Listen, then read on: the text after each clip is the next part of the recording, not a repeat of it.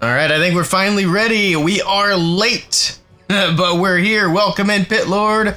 Welcome in, Nagesh. All right, let me see. Let's do it. We got esports matches today. We've already missed the first attack. The second attack's probably in already. There we go. So what had happened was, again, I was having trouble with my Elgato, and yeah, it just took... I'm not even kidding, I reset the PC like 6 times trying to get the Elgato to kick on.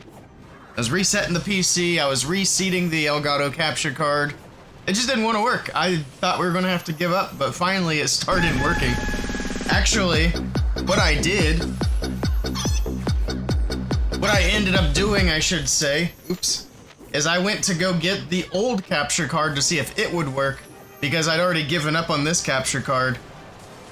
But then I reset the PC one more time and it started working. So it's like, you know, whatever.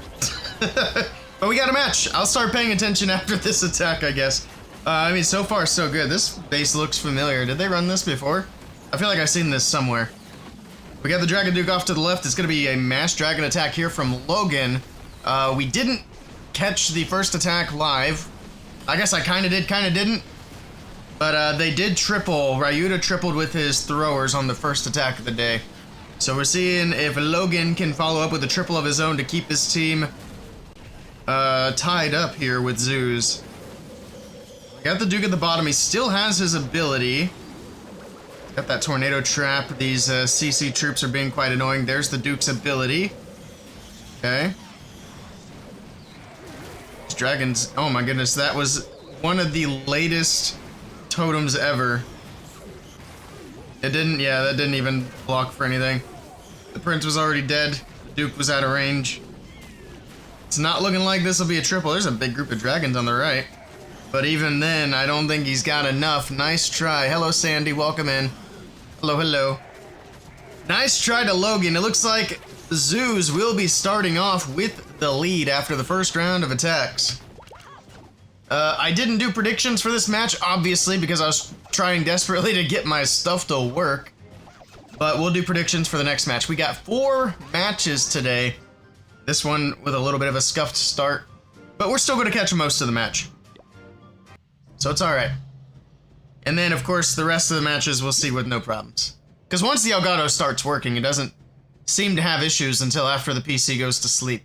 Maybe I stopped putting the computer to sleep? I don't know.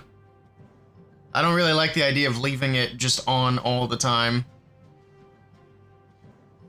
Extra power consumption, extra stress on the resources. But then again, if the Elgato is gonna keep failing, then we'll figure something out. I need to start putting some money to the side because I'm gonna have to replace that Elgato soon. Today's the worst it's ever been. I really didn't think we were gonna get it to work. Also, the audio problems that we were having yesterday should be solved. I went back and listened, and it was the microphone a little bit, but it was mostly the Elgato. It was mostly the game noise that was making all the, like, staticky noise. It was making weird noises from the game. I don't think it's doing it now, but I also can't really hear it over the music. But I take that as a good sign. But if you guys are hearing it again, just let me know, and I'll shut off the game sound, and that should solve it. Alright, anyway, back onto the match we have going on. Actually, let me turn this on, that way I can do any clips I need to, if we get some good clips going on.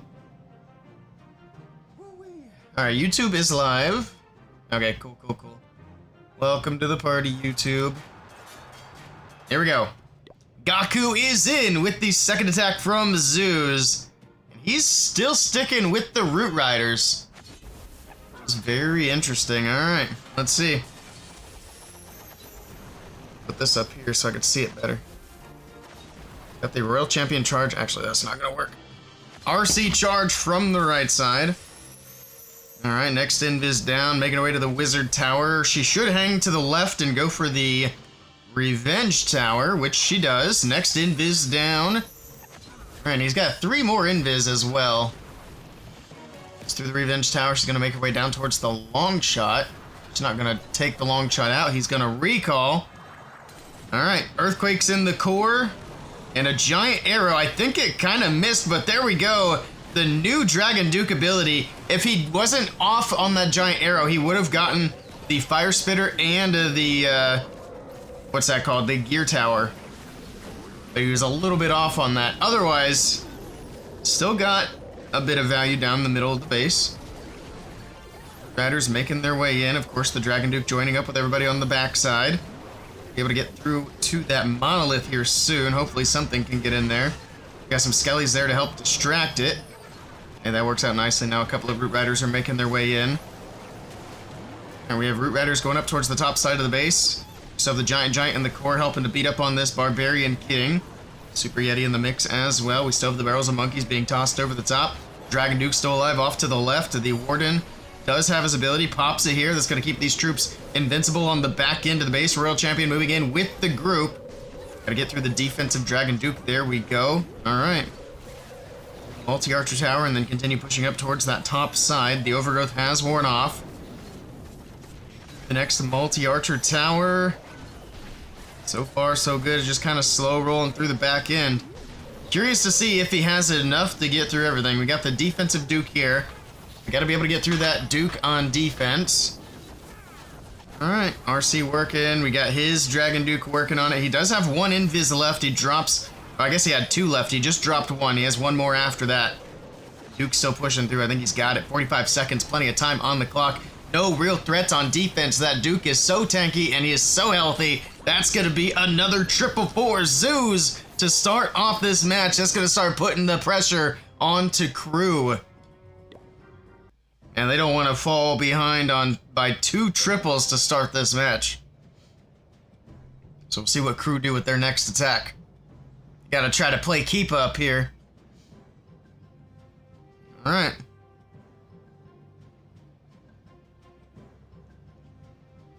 Also, happy Friday. It's Friday, right? Yeah, it's Friday. Happy Friday. Weekend time. Finally. My goodness. I don't know why I felt like kind of a long week. Actually, I do know why, because CWL. CWL week is always the longest week of the month. We actually ended up having a pretty decent CWL week. We didn't promote. I think we ended up in 3rd place, but considering our roster, we'll take that. That's not too shabby. And hopefully we can build up our roster a little bit more for the next season. Get us up into Champs 2. It'll be nice. After this match, we have 2 back-to-back matches with Psycho Esports. Here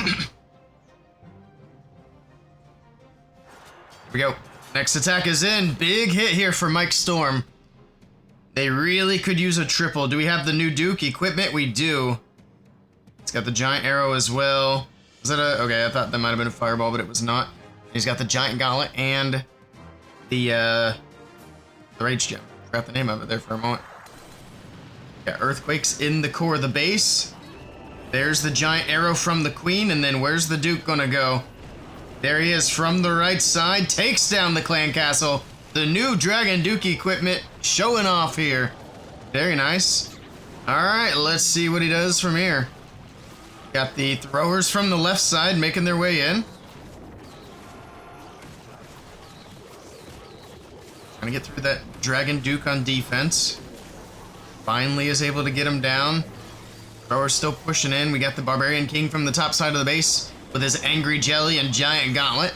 Working it through the monolith. Looks like he had an Ice Golem there as well. The Ice Golem got tripped immediately. Down goes the monolith finally. All these spring traps really do slow down that king quite a bit. So continue pushing in towards this long shot, get him taken down. Actually, a bunch of them go to the outside. Hopefully they do make their way back around. Let's see. Actually, yeah, it looks like they might come back. And he's gonna lose a few. It's not a big deal.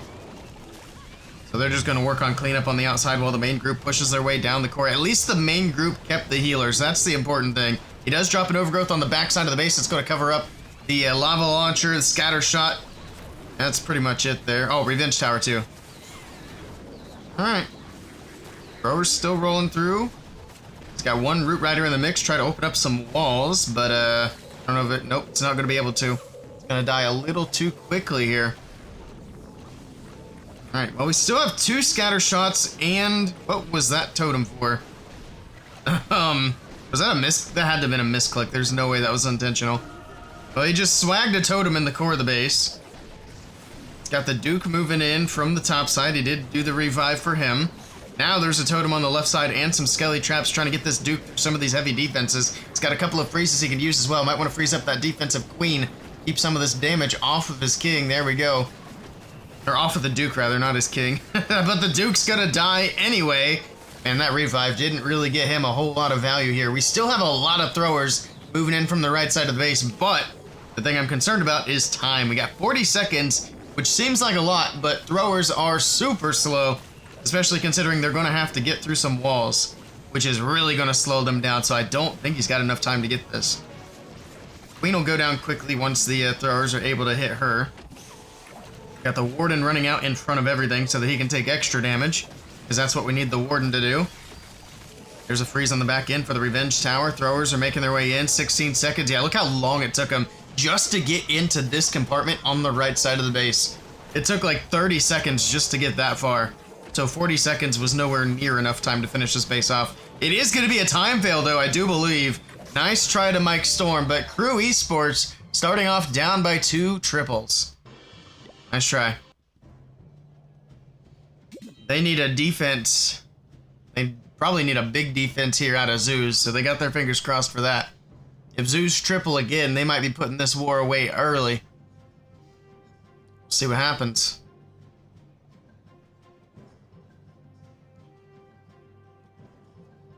All right. It is unfortunate we had the scuffed start. Didn't get to do any predictions or anything, just kind of had to rush into it. I hate that. I'd also thought about doing the Clash on PC for it, but I really don't want to do that. I would really rather not. But it worked out. Who does Psycho play next? Or I guess first. They play UNR. I have never heard of them. Here we go. We got Stars in with the next attack. He does have the new backpack. Alright. So the new equipment on the Duke. He's got 5 earthquakes. Let's see what he's gonna do. What Stars got up his sleeve here? We got a Siege Barracks from the right side. Alright, getting a little early funneling. We got the Quakes down the middle. There's the Dragon Duke flying across the base and the Giant Arrow from the other direction. And look at that destruction right down the middle of the base. Even took out the Clan Castle. Oh my goodness, Stars flexing with the new equipment now. Alright. Got some Inferno Dragons in. We got the Dragon Riders in. Here we go. Stars rolling with his regular army with the help of the new equipment. Dragon Duke's going to continue off towards the right. Dragon Riders moving off to the left. We'll be able to get through this Monolith here shortly. And there we go, Monolith down. That one Sweeper's kind of annoying, but it should go down here shortly. Actually, it's not even going to be an issue here soon as the Dragon Riders make their way out of it. Pops a Warden's ability on the left side of the base. Protect these Dragon Riders, get him healed back up. Got some super minions out of the CC on the right side. He does have the one revive he can use for the Duke. He also has the Phoenix on the Duke. It's gonna basically be a free revive. Bring the Duke back, get through the Revenge Tower, get a little bit of damage on the Queen before he goes down. There's the revive. This is looking so good from Stars. It's got so many Dragon Riders still left alive. Inferno Dragons, the Duke's still alive. With the help of the revive, of course. He still has a totem. This is absolutely crushed. Holy cow. Stars with a beautiful attack here against the Logan's base. And Zoos are 3 for 3. They're starting to put this war away already. That was a good hit.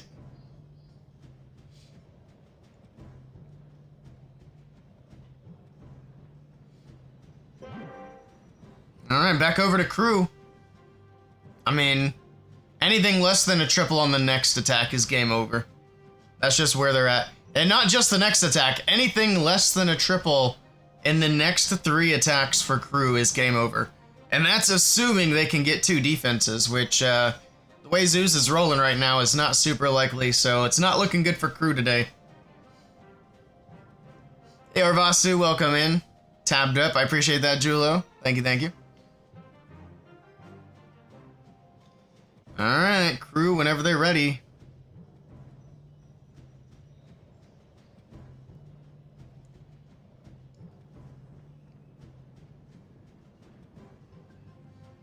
We're getting a lot of the new Dragon Duke equipment today, which is nice. Be able to use this for some content, although this war got kind of scuffed. I didn't even hit record, so I'm gonna have to go back and grab that attack from Stars off the VOD. If I want to use the war, I guess. I should.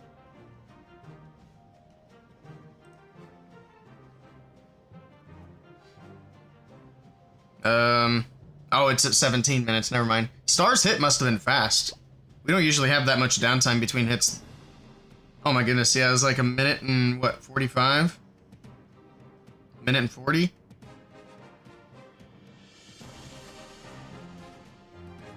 He dropped the first spell.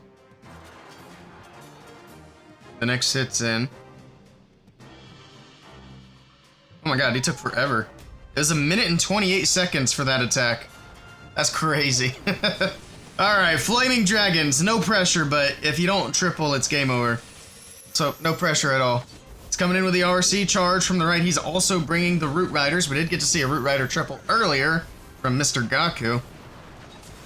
Alright, does he have the new equipment as well? Of course. I think everybody's going to be running it.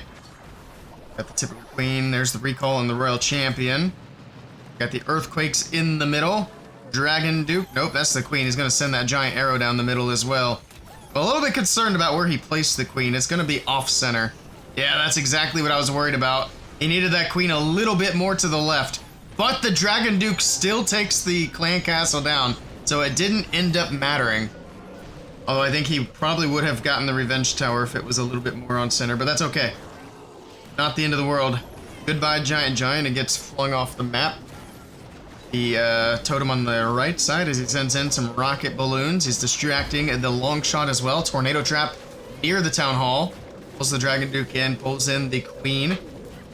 While the Warden and the Root Riders continuing off to the left side of the base. Barrel of Monkeys coming in over the top still to support. Alright. Bunch of balloons coming in, helping to protect these healers. No air traps so far.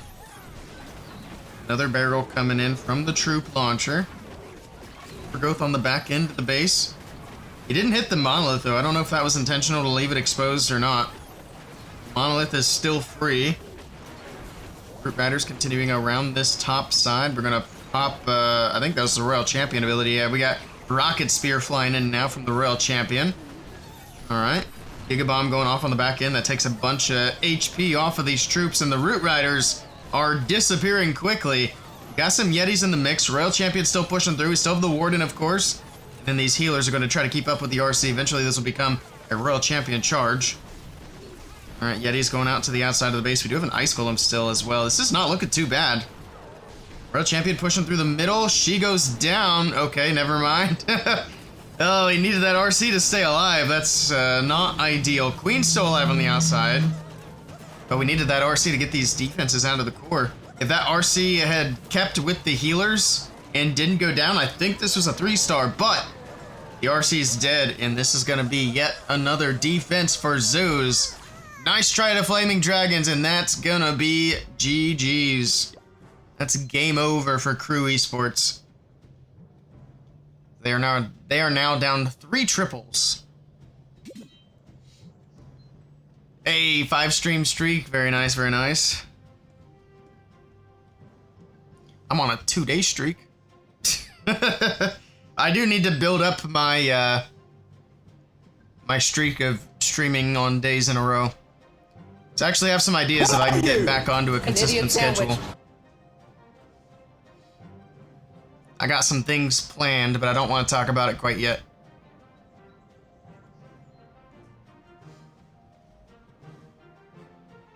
We'll probably also do some stuff for because I've got some other stuff as well planned for WBB, which we'll probably start doing that in a week or so. I figure we do like a once-a-week stream for WBB, or maybe like twice a month, once every other week. But once in a while, we'll do some WBB tournaments where we'll get some bases from them and do like a little friendly challenge tournament.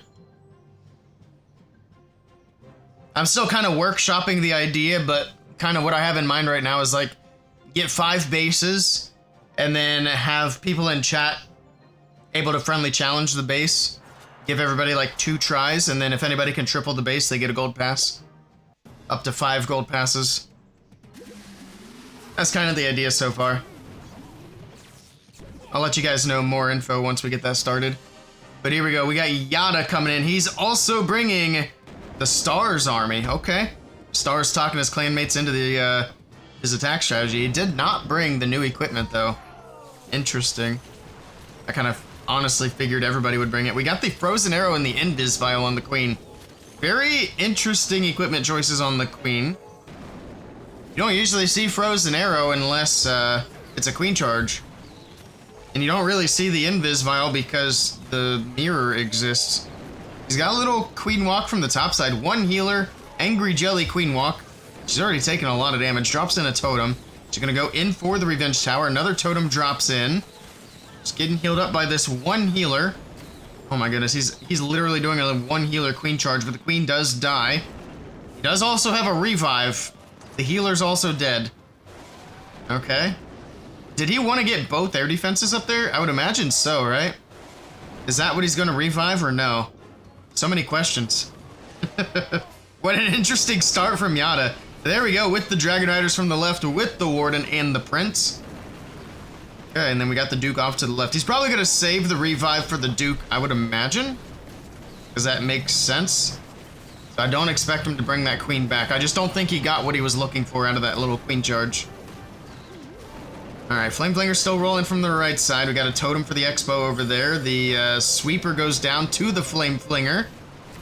Dragon Riders pushing their way through the middle. He did pop the Warden's ability, trying to get them healed back up. Protected. Alright, now the Flame Flinger on to the air defense. Dragon Duke's still looking good on the left side. You got the Overgrowth on the Fire Spitter and the Monolith down towards the bottom side of the base. We will have to get through the defending Prince down there. In the meantime, is everything dead in the core? Oh my goodness. Looks like he's lost his Prince. The Warden's gone down. The Dragon Riders have gone down. It's getting a little sketchy. They're not Flame Flinger. We've got super minions out of the Flame Flinger. But that Queen is picking them off quickly. Holy cow. Down go the super minions. They didn't get anything. Down goes the Monolith. The Duke comes back with a revive. And the Duke, is he going to save this Town Hall? This might be a 1-star. This might be a 1-star from Yada. Hold on. This will change the whole war. The Duke's going, but he's going to die. And that's a 1-star defense for Crew. And just like that, they might be back in this match. Huge defense. If Crew can triple, they're only down by 1 star. And they would still technically have a chance. But they have to triple. Would be nice to host your own tournament and allow groups of 5 to work as a team. Yeah, but tournaments are too much work, honestly. It's just too much. The most I would ever do is like 1v1 stuff or friendly challenge thing. Now, that's not to say that I wouldn't work with like one of these tournaments that are one of these community tournaments in the future to host a tournament. Because if I can get one of those to help me do it, then it's no problem because they're going to handle all the headache. But I just don't have the time to handle it all myself. I don't even know if I could, even if I had the time. Because it is a crazy amount of work to get one of those going. But then, the only thing that I would need to work with a community tournament to make it happen would be a prize pool. So I would either have to self-fund it, or I would have to reach out to orgs for funding. Alright, here we go. Pancake is here, but will Pancake triple? That's the question. If he triples, his team still has a chance for the big upset against Zeus Esports. Starting off with a Warden Walk. Is he going to Fireball? No, he is not. He also does not have the new equipment on the Duke. Everything else looks pretty standard as far as the equipment goes. It is a Super Bowler Smash. We've been seeing more and more Super Bowler Smash here lately, which I'm very glad to see. Meantime, he's just going to be patient, let his Warden work from the top side, and now sends in the Flame Flinger. That was a little risky. It got one little shot, on that Flame Flinger. He sent the, sent it in just a little bit early there, the Expo. Hitting once. He drops a Rage for the Warden, okay. Not sure if he really needed the Rage there. I guess I don't know how deep he's trying to go with the Warden charge. That does feel kind of wasted. And here we go, we're going to send in the Queen, pull the Warden back. Sure. And we're going to send it from the left side. Super Bowlers are in. Kind of keep an eye on the Flame Flinger as well as it makes its way through. Wizard, we got a Yeti on the outside. Alright. Wall opened with the wall breaker. King's coming in. Yeti and Wizard made a nice funnel on that left side. It's looking good so far. We got the Ice Golems on defense. We got to deal with those. We do have the poison down. Jump spell in the middle. Overgrowth on the back end to the base. It's going to cover up the Revenge Tower, the Poison Tower, and the Lava Launcher. Uh-oh. Getting some spinny wheel. Uh-oh. Okay, we're back. Well, he's still here. And didn't disconnect. We need to see him drop something else to know that he's still with us. But for now, the Super Bowler's moving into the core. This would be a good spot for a Rage. Alright, Dragon Duke from the left. I think he just dropped that in. Okay, he's good, he's good. I was a little worried there. But he did not disconnect. King's pushing through the core. Super Bowlers pushing through the middle. These healers need to keep up. And these bowlers are dying. Oh, rip. He's lost 2 Super Bowlers. He's got 1 left in the middle. Just 1 left. 35 seconds left to go is not a lot of time. Still have the Queen's ability. He needed to pop that like 10 seconds ago. He's going to pop it here. Get a little bit extra support out. Yeah, people you gotta pop those Queens when there's like 40 seconds left. Get that giant out. Get those cloned up Queens out there so they can have time to actually do damage. Get your archers down on the left. There you go. Any push through in time? No, everything's dead in the core. The Queen didn't make it through. And that's gonna be a defense. Nice try to pancake. But no upsets here today. Good try.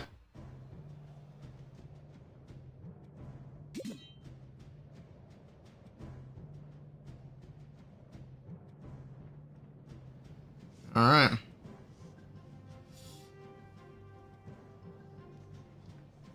Also, if I do my own tournament at some point, I'd have to call it like Crimson Cup. Because Willey Cup sounds weird.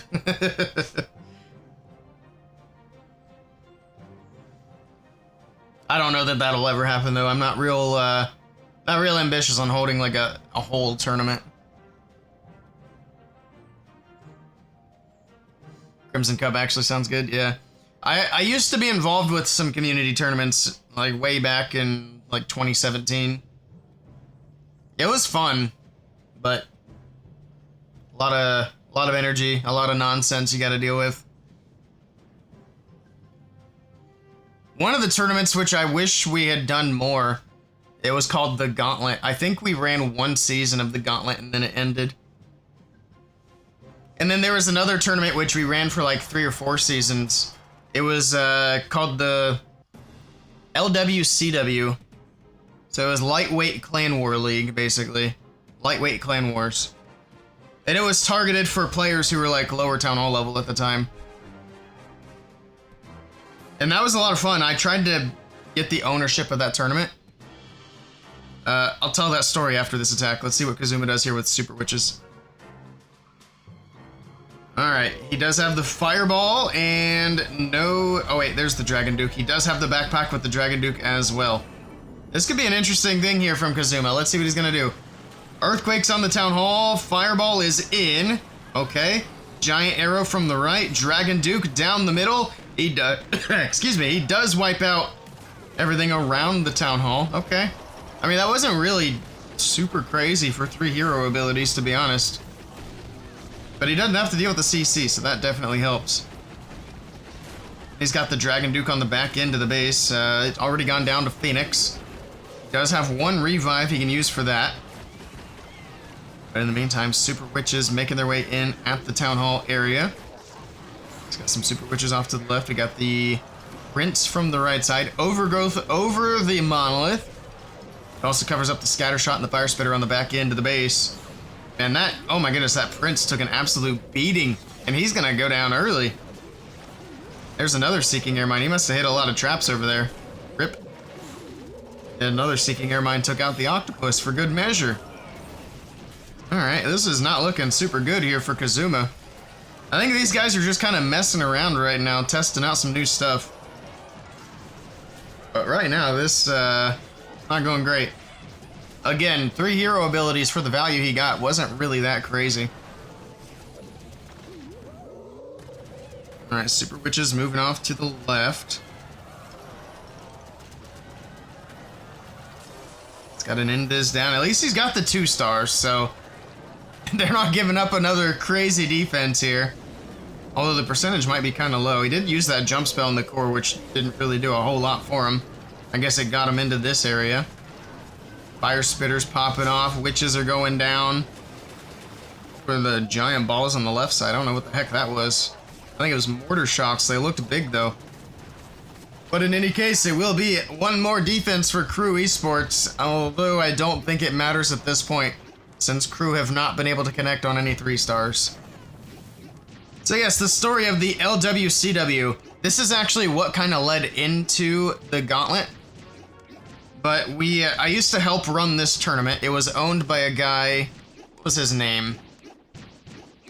I don't remember his name right now. But there was a guy that owned it that we helped run the tournament for like 3 or 4 seasons. For a couple of years.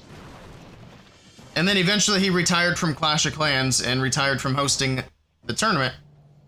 And then me and one of my friends in Clash that helped me out with a lot of stuff, we decided we could take over LWCW, continue to run it, and that was basically the plan. So he reached out to the guy that owned LWCW and he owned the server and asked if we could take over, and he's like, yeah, that's fine. And so we asked him if he would let us, you know, have the server. That way we could make sure that it was safe. And he ignored us for a while, and then I asked him again, and he didn't say anything. He never did respond. But what he did do was he nuked the server. Instead of just letting us have the server so that we could run some more tournaments for the community, he decided just to nuke the server. It's like, what a massively dick move. It's crazy. And then we decided to start the Gauntlet, and then we only ran that for 1 season.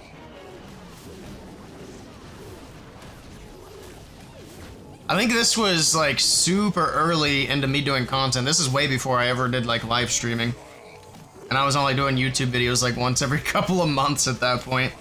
I was not consistent at all, not even a little bit. Oh my goodness, he lost his Warden. Yikes. Rip. Oh wait, did he just revive it? I don't think that's what the revive was intended for, but you can't lose your Warden. So I guess the revive for the Duke is a nice, like, safety net for the Warden as well. But now he doesn't have the revive for the Duke. But hey, it's better than a dead Warden. A wall break from the top side. Throwers are moving in. I mean, even if he triples, they're not going to win this match, but we'll see if they can at least get 1 3-star on the board here. And then we're going to be getting ready for the Psycho match starting soon. Should be starting right after this match. I need to try to get into the Psycho clan because they're doing back-to-back matches. I won't have to move around as much if they let me in. I think I still have like all the artwork and logos for the Gauntlet. I probably have the LWCW logo too. That stuff just lives on my computer. So we could even like reuse the Gauntlet stuff if we really wanted to. See if I can find it real quick, just out of curiosity. Might have to dig for it. I don't really know what that would be in. I know it's here somewhere.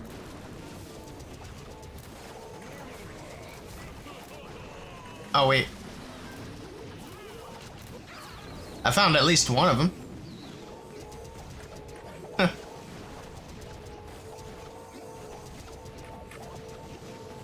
I'd have to find the rest, but this was the main logo for the Gauntlet Cup.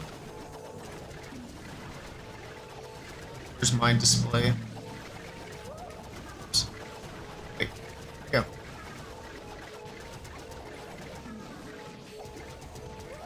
That's the wrong one. There it is. There's the Gauntlet logo. There were more. I'd have to find them. I know I have them somewhere. That's a big rip there. 77%. Nice try to Crew Esports. Zeus winning it 12-10. I feel like after those 3 triples, Zeus just were kind of trying some stuff. Alright, let's find Psycho. So this is going to be another Vortex match. So that was the Vortex tournament. This next match is Vortex, and then we got Placebo. And then the last match today that we're going to watch is another Vortex match. But where's Psycho? Are they not in here? They're there. That's the wrong one. It's not it. This is the one.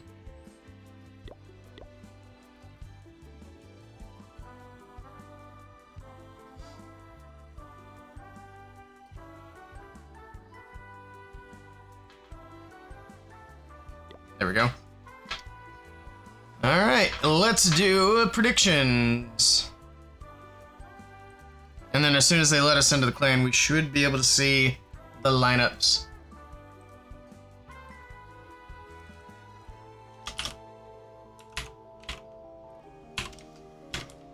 We'll do it like this because it's a big underdog for this one. Psycho versus UNR.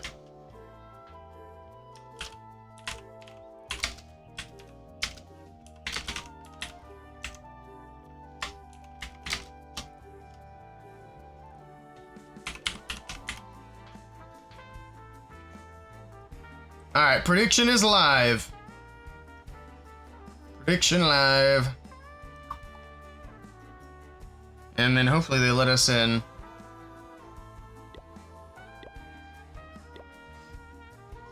Give them a few minutes here. If it gets close to start time and they haven't let us in, then we will go to the other team and we'll just have to move around.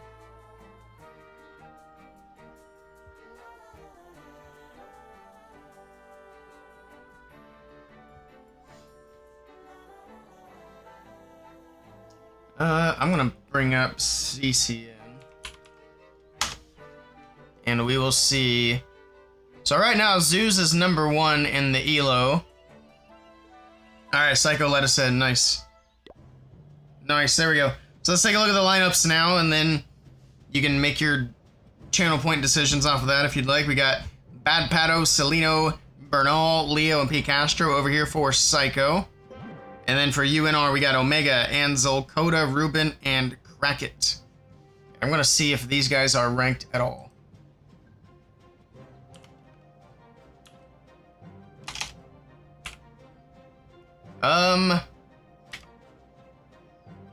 No. UNR is not ranked. What about their next opponents? So after this match,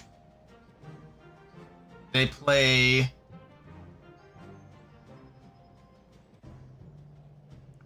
Where's it at? They play... VM Space. Oh, that's the WBB guys. Or I guess at least ex-WBB. Yeah, okay. And these guys are ranked. Their ELO rank is 5. So the next match is going to be a pretty good one. It's going to be... They're not ranked 5. They're ranked... Psycho Esports is ranked 5. VM Space are ranked 7. So that'll be the match after this. But while we wait, let's do some legends.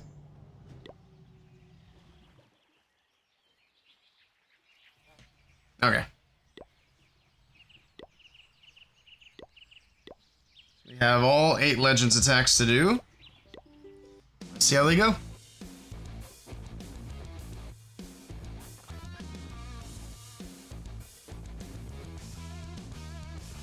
All right.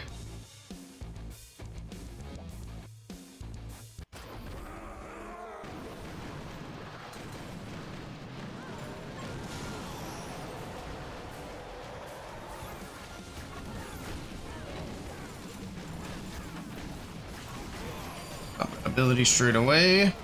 Start making our way in. Needed that Duke to go a little more to the left. That would have been good. Alright. Should be fine.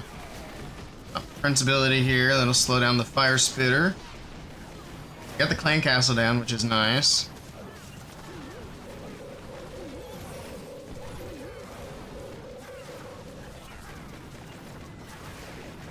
It's looking good. Save the totems for the monolith on the back end. Oh, come on, Skellies. They're distracting my prince. It's very annoying. Let's bring back the prince. Look at all the super dragons still left on the right side. That's actually kind of crazy. Alright, time to totem. Totem, totem. This is crushed. This strategy is disgusting. That new equipment goes crazy. Might as well bring back the prince. Doesn't matter. Swag all these spells. I don't even have a max Duke yet. I need to start upgrading him.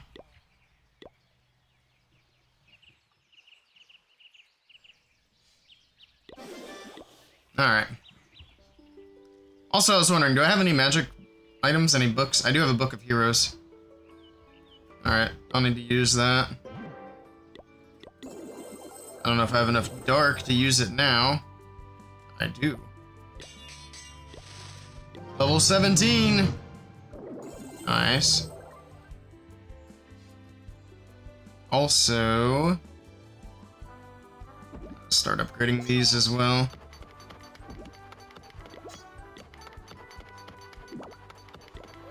Convert that. So we can't use elixir for anything. Alright, preparation day is ending. Also, we will end the predictions after the first round of attacks. So we'll leave them open for the first 2 attacks. And then I'll close them out. Speaking of closing, I can get rid of that now. Here we go. Alright, what do we got here? What a weird spot for the monolith.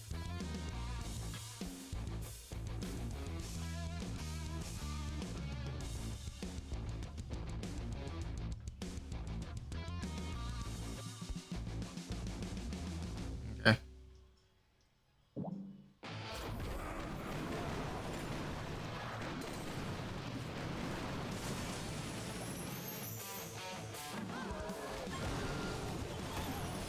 That.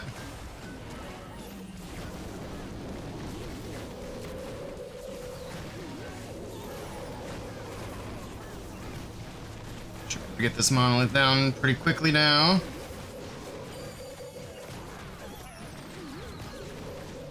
Alright, so far so good. Bring the Duke back.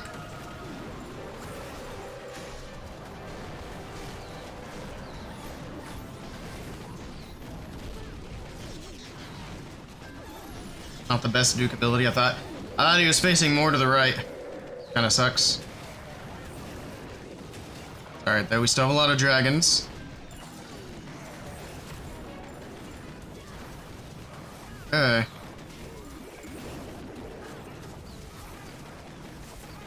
I think the prince still has Phoenix.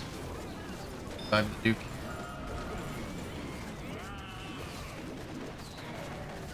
Dragons across the bottom. Another one of these.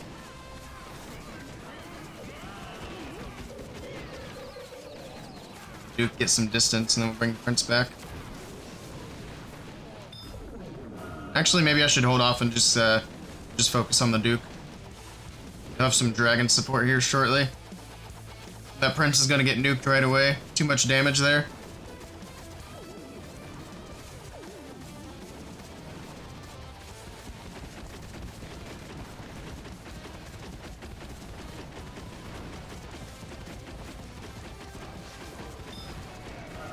Alright, last revive. This one's gonna be the closest one yet.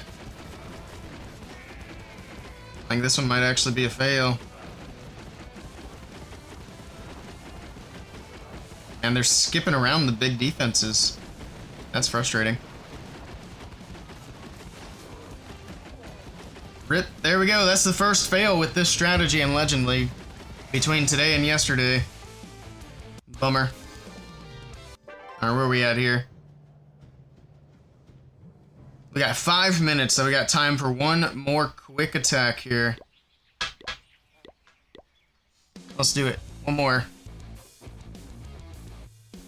It's kind of the same layout.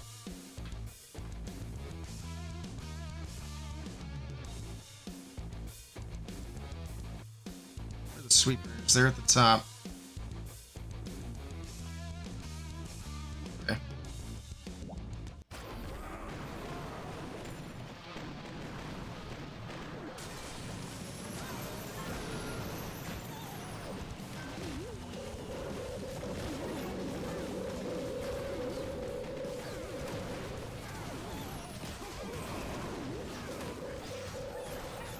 That.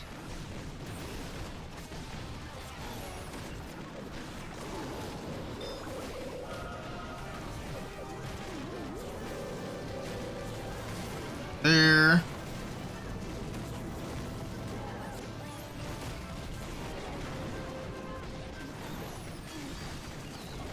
Alright, this one's looking better at least. It would have been nice to get the CC down, but it doesn't look like I got it with the arrow.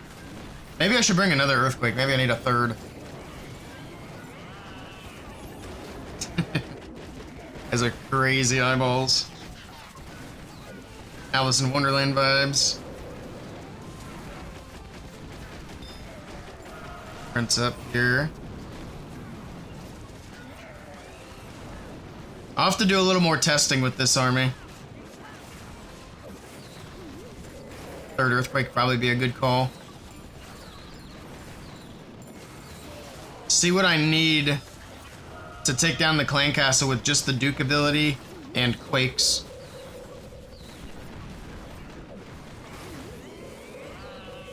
That'll also allow me to focus the arrow other places if I need to. Make sure we get sweepers down, stuff like that. All right, we should be real close to the first attacks of the match. This. All right, we got a couple of minutes here. 2 minutes. Stretch. All right. Let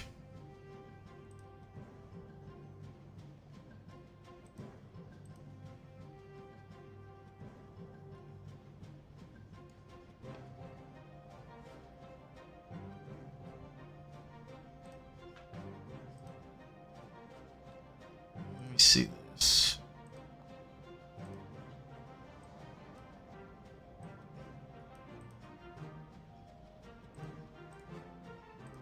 All right, that is ready. We're all good to go.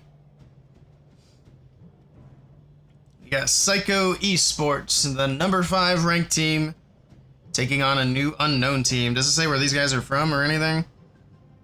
Looks like they're from Spain. Okay.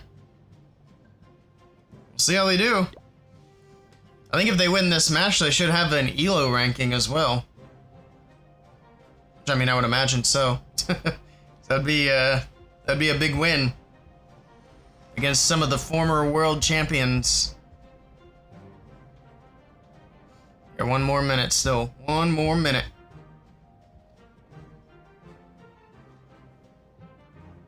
I'm still very much anticipating the World Championship announcements.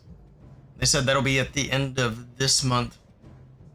So we probably still have a few more weeks to wait before we find anything out. But I'm anxious to see what they have to say. Find out the location, find out the format. How many teams are going to be in it. It's all a mystery this year. It's all going to be different. Seems like the World Championships are kind of at least a little bit different every year. I know last year they did the regular golden tickets, but the year before that I believe they did the golden tickets with community tournaments involved as well. Also, they can go in whenever they are ready, whoever is hitting first.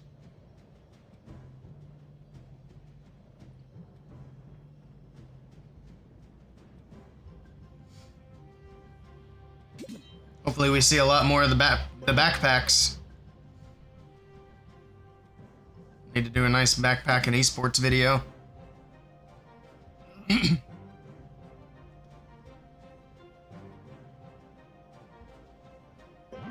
going? It's probably Pato. Or not Pato, P. Castro is what I meant to say. There we go. P. Castro is in fact in. He's bringing Electro Dragons. Okay. No new equipment on the Duke. Everything else looking pretty standard. Interesting, no Queen and no Royal Champion either. Alright, let's see what he can do with the Thunder Chickens. For now, he's setting up with the Flame Flinger on the bottom right. He's got a Baby Dragon on the top left as well. Hello, Joshua. Welcome in. Alright, Flame Flinger's going to be able to get the air defense down there after it gets the cannon. A couple of Teslas at the top side of the base. He's already at half a minute into this attack. More than half a minute. It's going to be a minute into the hit here real soon. There's the Barbarian King from the top side of the base. He's going to send that King in at 12 o'clock. We got a totem there. We do have the defensive Duke and Prince. The nice thing about that is the King's not going to get distracted. Now, obviously, the downside to that is the King can't defend himself either. So he's just going to take a ton of damage. And that King got... Well, we'll let the Phoenix expire, and then we're going to count how many buildings the Barbarian King actually got. Because it was not a lot. He's got, what, one? Well, that one was the Baby Dragon on the left, so like 3, 4, 5, 6 buildings? Well, hopefully it was enough. Let's find out. Got the Electro Dragons from the top right side of the base. The Thunder Chickens are in. Alright, Balloons in to support. We got the Warden over there. Okay, pops the Warden's ability. Got the Prince over there as well. Dragon Duke off to the left. So the Dragon Duke with the Angry Jelly going straight in for the Fire Spitter. He is going to get distracted by the defensive Prince. That's going to put the Duke in front of the Fire Spitter on the left side. So he's going to take a little extra damage from that. But he should be able to take it down here shortly as well. There we go. Fire Spitter goes down. Duke's still rolling. We got Electro Dragon still in the core, chasing a Lava Hound out of the defensive CC. Pops the Prince ability. Those pups are going to be very annoying for these Electro Dragons. Still have the long shot alive in the core as well. It's looking a little rough here for P. Castro. Still got the Monolith alive on the bottom side of the base. The Super Minion is not able to get through that. Electro Dragon's still stuck on Lava Pups in the core. Got a few Electro Dragons to the top side of the base. Duke's still rolling on the back side. He's got 4 totems left. He's going to need those to help get through this Monolith, which is getting healed back up. It's going to be full health by the time anything gets back to it. But I don't know if he's going to get anything back to it. Everything's dying out on the back end. Got a totem here to distract the air defense and the ear tower. And yeah, this is going to be just a matter of percentage because it's not going to be a 3-star. Nice try to P. Castro. See how high he can push the percentage. It's pretty low right now. It's in the 70s. It's going to be a big defense for UNR to start the match. Yikes, nice try. Electro Dragon's still pushing through. That's going to be it. 79%. So just barely under 80. Alright. Predictions are still open on Twitch. They'll be open until the end of this next attack. The timing's actually going to work out perfectly. I thought I was going to have to manually end it, but they're going to close in 3 minutes. So it might not even be the end of this next attack, so keep an eye on that if you want to get some points in.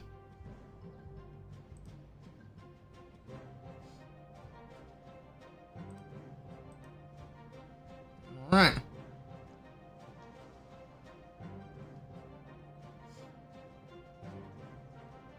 think it's best if he does the spiky ball to funnel. Yeah, I think he would have gotten more out of the spiky ball. I would agree there.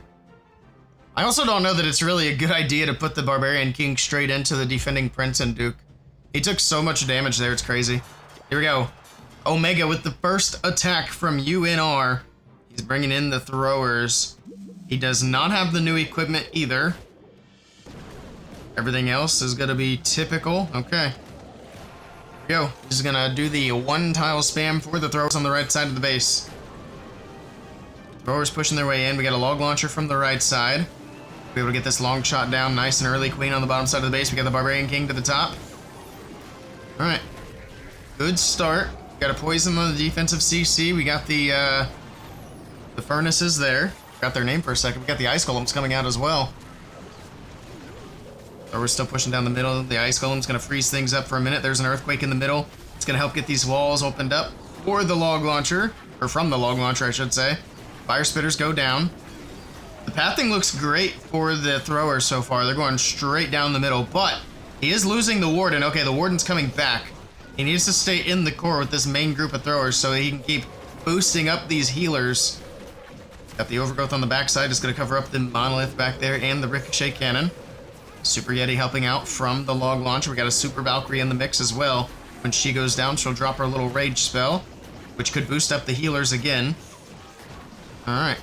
Getting through the walls, slowly but surely. Looks like the Super Valkyrie did go down. We got that tiny little Rage spell there, which the troops are using to beat through the walls at the moment. Now the healers are going to scoot up and get into it as well. So the Super Valkyrie out of that Log Launcher does help out quite a bit. Things pushing through nicely. We do have the King down on the top side. He does have a Revive. I'm not sure what he's going to use the Revive for. Got a few throwers on the bottom side. They're going to try to get through this Monolith here. The Queen goes down. Throwers pushing through. Can they get the Monolith? Yes, they do. We also have Sneezy on the Ricochet Cannon here on the backside. That's huge. Ricochet Cannon goes down. We got a little over a minute left. I don't think time's an issue. It's just going to be a matter of, does he have enough to get through? Looks like he used the Revive somewhere. I don't see where. Oh, he must have revived the Duke. The Duke's still rolling here towards the left corner of the base. It's going to need him to stay alive here as long as possible to help with cleanup. Trying to get through the Barbarian King. Finally, he does go down. Now we got cleanup to do. I think he's got enough power. It's just going to be a matter of time. Again, the throwers are super slow, so that's going to be a bit of a problem. He's got one minion at the top side to take down another building up there. 40 seconds still to go. Duke chewing through these trash buildings. Man, these throwers are just stuck on this wall, probably for the rest of the attack. It's going to come down to the Duke. I don't know if that's going to be enough. I think it's going to be a time fail for Omega. Duke's still pushing. The percentage is great. It's going to be better percentage than the first hit from Psycho. But when you're playing a team like Psycho, you don't just want to beat them on percentage. You got to try to beat them on stars. Because even though they had the one slip up, the rest of their hits could very well be triples. Throwers did get through for the air defense. They're going to help keep the Duke alive, but 7 seconds left. I don't think it's enough time. Skelly's to distract. It's going to be a 98% for Omega. Nice try, but it's a time fail. But still a pretty good start for UNR. This is their ideal situation. Rip, nobody putting points on predictions. Alright, I sent the points back. The few that we did get. Everybody's sleeping today. He almost got it. It's close.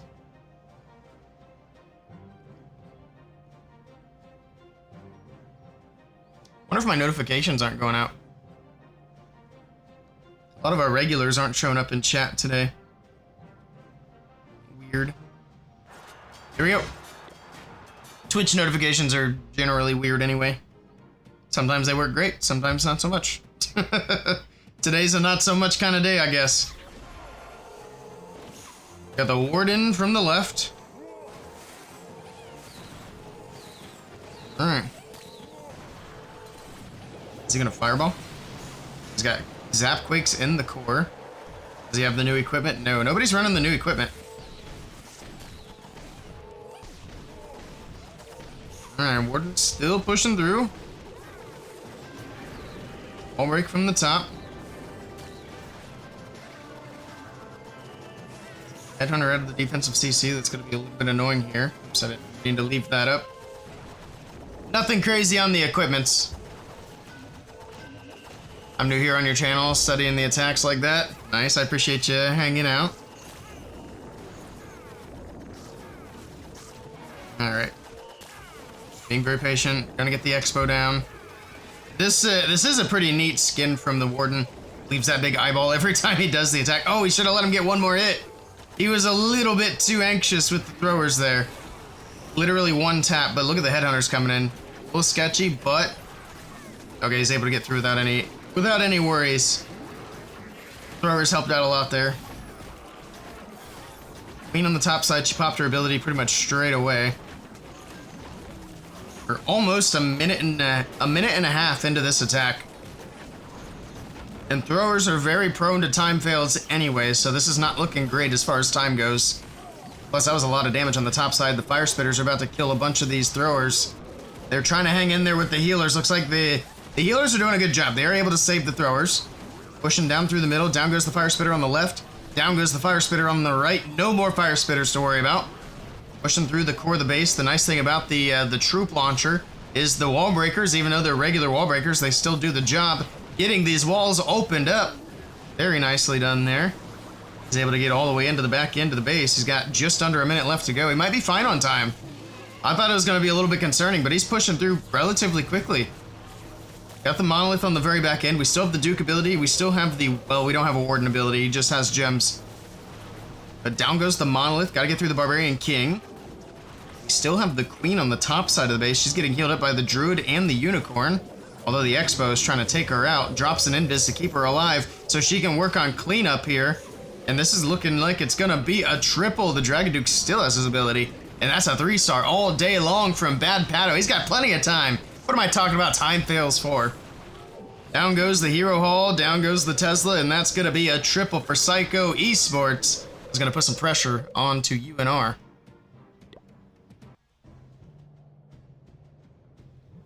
Alright, that's why I said earlier, the underdogs, they really wanted that triple in that first attack. But if they can triple on their next attack, they can keep the lead. They'll have the lead on percentage still. Yep, first triple. At least for this match. Alrighty. Zeus had some good triples in the last match too, although that one was we kind of got into that match a little bit late. Also, Beast Arya, thank you for the follow. I appreciate that. Welcome in.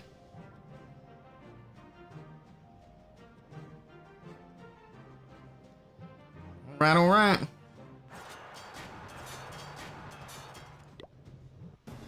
Next attack from UNR. Can they keep themselves in the lead? Let's find out.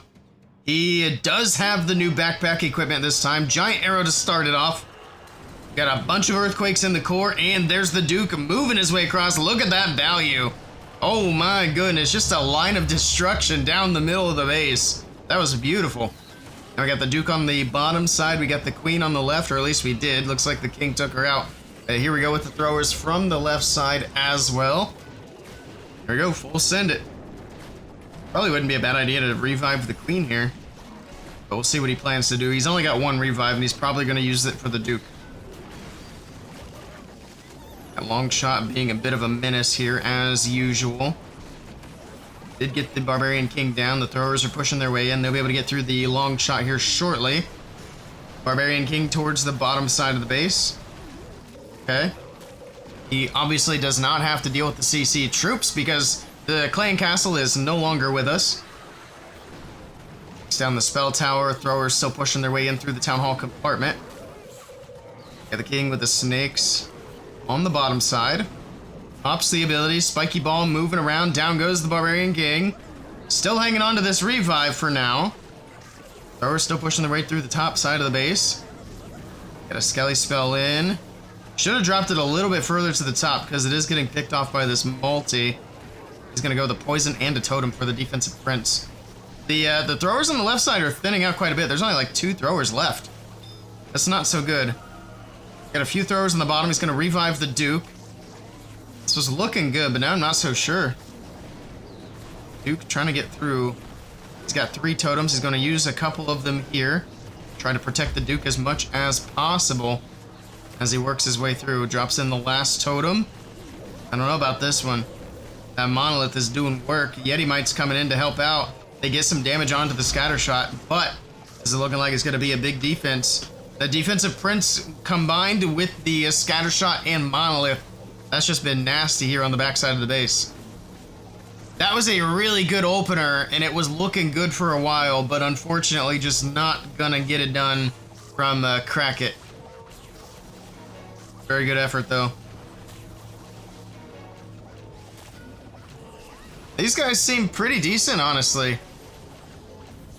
They're just barely missing these hits. We'll see if they can connect eventually. They're gonna have to at some point. They're gonna keep up with Psycho. But they're still gonna be, as of now, 1 triple away from taking the lead back. Unless Psycho puts up another triple here, so UNR looking for another defense. It's a good match. This is going to be one of those, potentially one of those rare times where we find an unknown team that actually is pretty solid.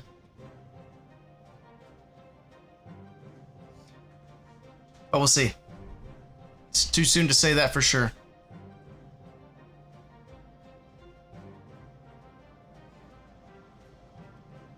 Alright, we'll see who's up next for Psycho. They got a few seconds here before their window is open. They can put up another triple. That puts a lot of pressure on the UNR.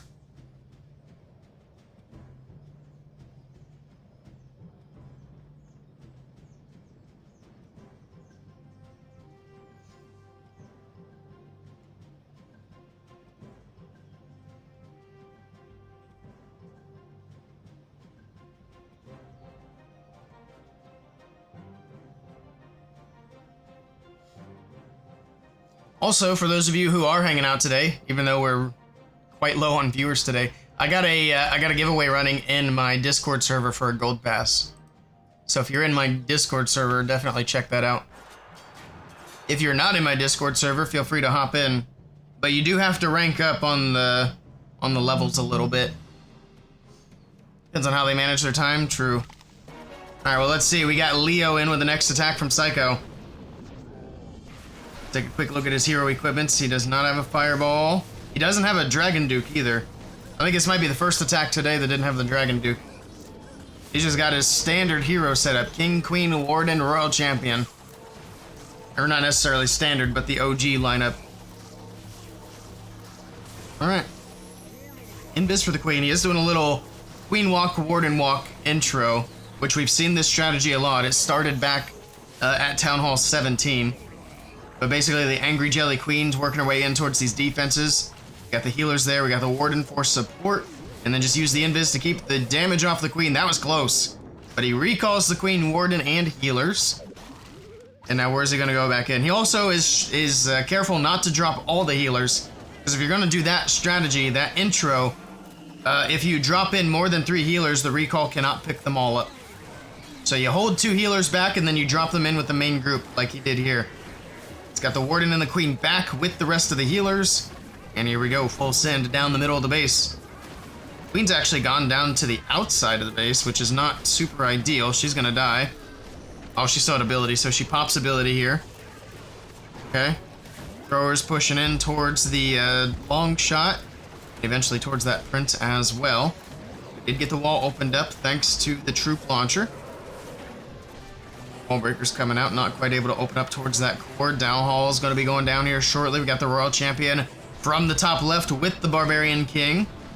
It's going to try to help keep these throwers down the middle as much as possible. Down goes the defensive Prince. We got a Headhunter out of the CC. Just one troop out of the Clan Castle so far. Or did I miss the rest of it? Oh, there it is. It's a Lava Hound. I missed it. We got a Lava Hound at the top side, but the Royal Champion with her Electro Boots doesn't care much about that. That'll go down easy. Still have the throwers moving through the core of the base. Looking good so far on that front. We still have the RC's ability. The Warden's ability doesn't do anything. He's got double gems on. Still has 2 totems, though. There's one of the totems. It's gonna tank this Expo. Tanks the Prince, or not the Prince, the Duke on defense.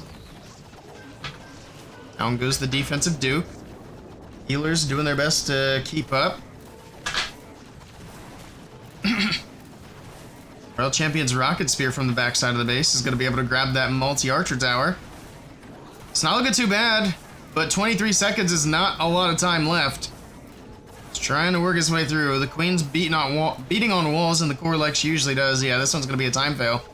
Nice try to Leo, but it is not going to be a triple for Psycho. It's going to be really close. 6 more seconds left to go. It's going to be like a 98. Nah, it's not even going to be that far. It's going to be a 94. Nice try, nice try.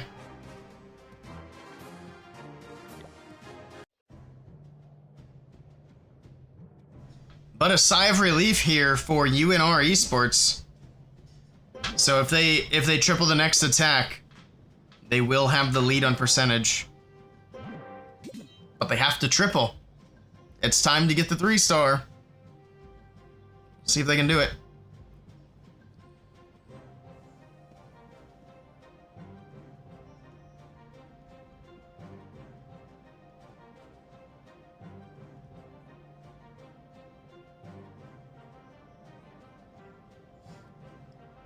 Whenever they are ready. Here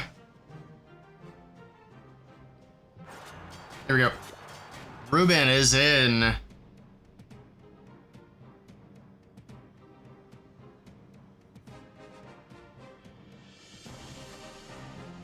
Where's he gonna start? Let's take a look at the hero equipment while he decides. He does have the new equipment for the Duke. Giant arrow down the middle. Duke from the other side. Earthquakes in the core. Down goes the clan castle. He does also get the, what's it called? The fire flinger thing. But he does not get the revenge tower, at least not yet. But there we go. The Duke with his death ability is able to finish off the revenge tower. Alright, here we go. Got the throwers off to the left. Throwers are going to make their way to the monolith. Lava launcher was the word I was looking for. Duke did get revived. He's going to make his way to the right side. We got one totem over there to help tank the air defense in the meantime. Alright. Got throwers down the middle, throwers off to the left. They're kind of all over the place. We do also have a log launcher from the left side. It's going to open up these walls up towards the town hall compartment. Throwers in the middle are going down, at least the ones to the right side. Still have the Barbarian King with this ability. He does have that spiky ball to use at some point. Might have to use it here soon. Let's hit some spring traps. He's going to let the King just go to auto ability there. Okay. He's going to go down. This is starting to fizzle out quite a bit here. It's not looking very good for the back end. This could be really risky, too. I don't think he's going to get this town hall down, honestly. This might be a game over here for UNR. Because if they one-star, that's going to be very difficult to come back from. There's an invis. Throwers are still pushing their way through the long shot. Long shot's a tanky boy. He takes a lot of shots. And we still have the Prince. We still have the King. The Inferno Towers. He's got a lot to go. I don't think he's got it. I don't think he's got it. The healer is trying its absolute best. Can they get the Inferno down? Can they get the multi down? They do. Oh my goodness. He's going to be so lucky here that this is not a one-star attack. The two throwers on very low HP are going to save the town hall. Oh my goodness. It's got plenty of time for them to get it done. They're not in any danger, not being hit by anything. Very fortunate there. So it's going to be around an 82, 83%. I think it's going to be 82%. Because as soon as these throwers move up the town hall, they're dead. He's also fighting against builders, but he's got it. Very, very lucky 2-star here. Otherwise, that was game over. Nice try. Yeah, that would have been GG's. It's still not great that they didn't get the 3-star. Honestly, that attack was looking so good, like through the middle. But that's how it is with esports mode, too. You'll have attacks in esports mode that look amazing 1 second, and then the next second it's like, where'd the army go? It's weird that way. But we're back over to Psycho. They're still in the lead by a star. That was a relatively low percentage attack as well. 82. Their other attacks are decent. And the 2 fails here are 79 and 94. So UNR are fine on percentage. They just got to get a triple. If they can tie up the star count, they can win. Psycho still have 2 attacks left as well.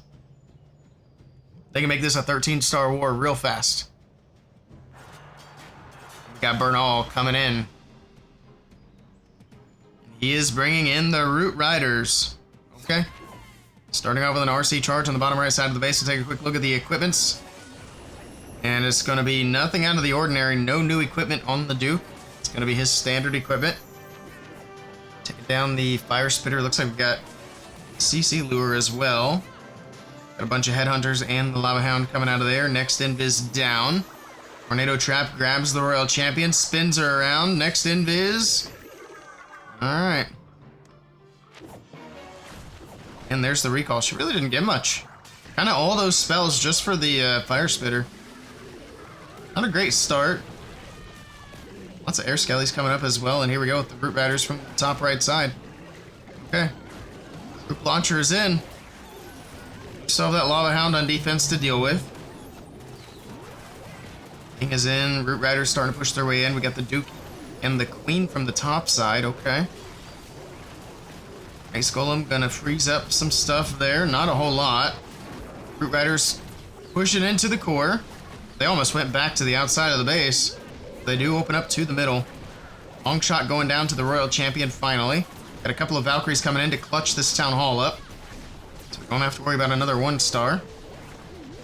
Or wait, have we had a 1-star yet? I don't think we've had a 1-star in this match. We had one in the last match. But not in this attack. The Town Hall goes down to the Valkyries. Royal Champion taking down the Dragon Duke with a Rocket Spear. Now she can continue moving on. Or, no, she doesn't have Rocket Spear on anymore. She's already used it up. She's making her way to the Monolith. She actually saves the healers there, takes the multi-Inferno Tower down as it was locked onto the healers. So the healers stay alive. They'll continue healing the troops. At least whatever's left on that top side of the base. RC, can she grab the multi-Archer Tower before she goes down? That would be huge if she does. And there we go, she does indeed get it. She grabs the air defense, is going to help keep the Duke alive as well. It's looking good here for Bernal. I think he's got it. Queen's taking down the Tesla on the left side of the base. She can continue on cleanup. Down goes the Ricochet Cannon. Duke's still pushing through. We still have the King alive as well. It's got one Headhunter he can use for cleanup here on the back end of the base. And this looking like it's going to be a 3-star for Bernal. Getting it done with the Root Riders. Oh my goodness. Duke gets through the Wizard Tower, no problem. 30 seconds to spare. Psycho up with another triple. Big pressure on UNR now. They basically have to triple out. They've got to triple 2 times now and hope this Psycho doesn't get a third. My goodness. Yeah, I was thinking of the last match when I said another 1-star. Oh man, that one was very unlucky. We almost had the 1-star on this match, if not for those 2 throwers. That was very fortunate for the attacker there. Let me also, actually, I don't need to move clans after this match. We got Psycho playing again. The next match, though, is going to be, I almost jinxed it, I know. The next match is going to be against 2 of the top teams right now in the world.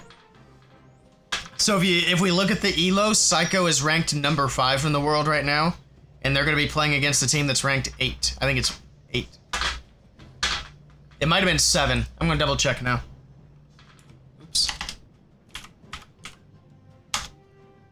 1, 2, 3, 4, 5, 6. Okay, they are 7, not 8. My bad. So it's going to be number 5 versus number 8. Or wait. It updated. Psycho Esports actually moved up since I checked it like 20 minutes ago. What the hell?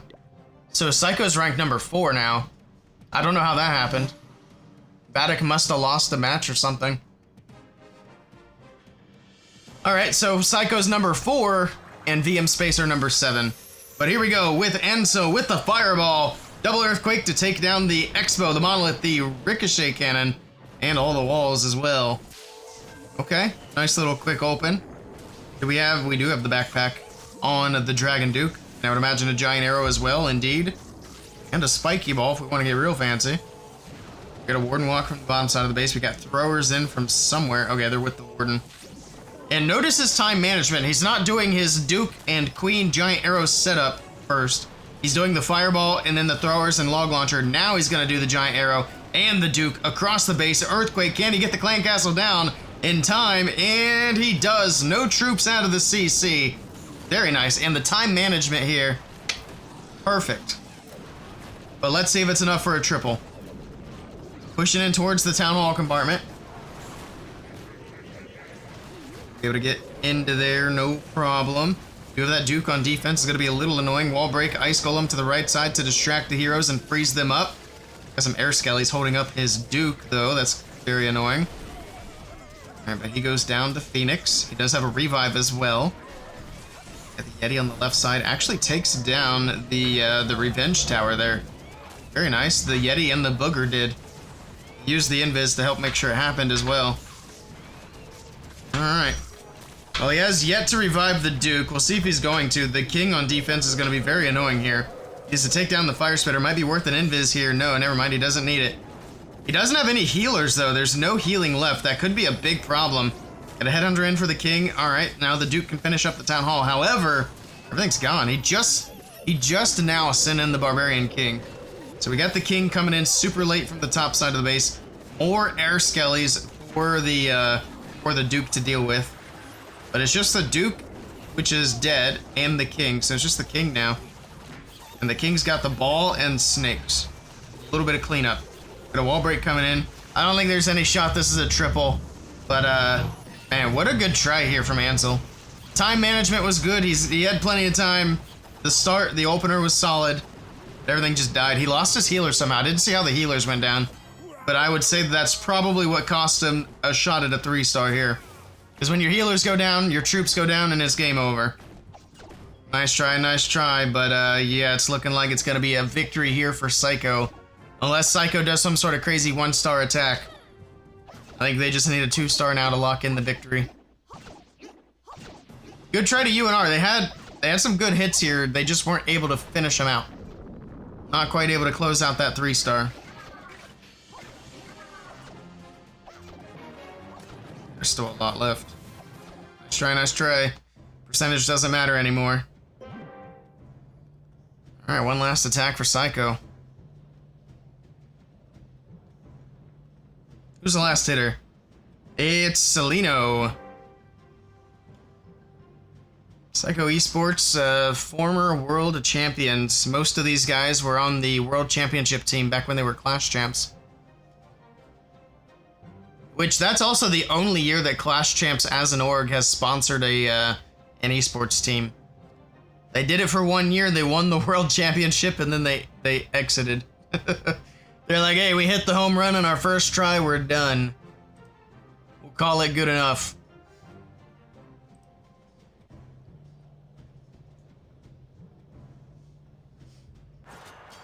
First it's a good attack, after it's in chaos, yeah.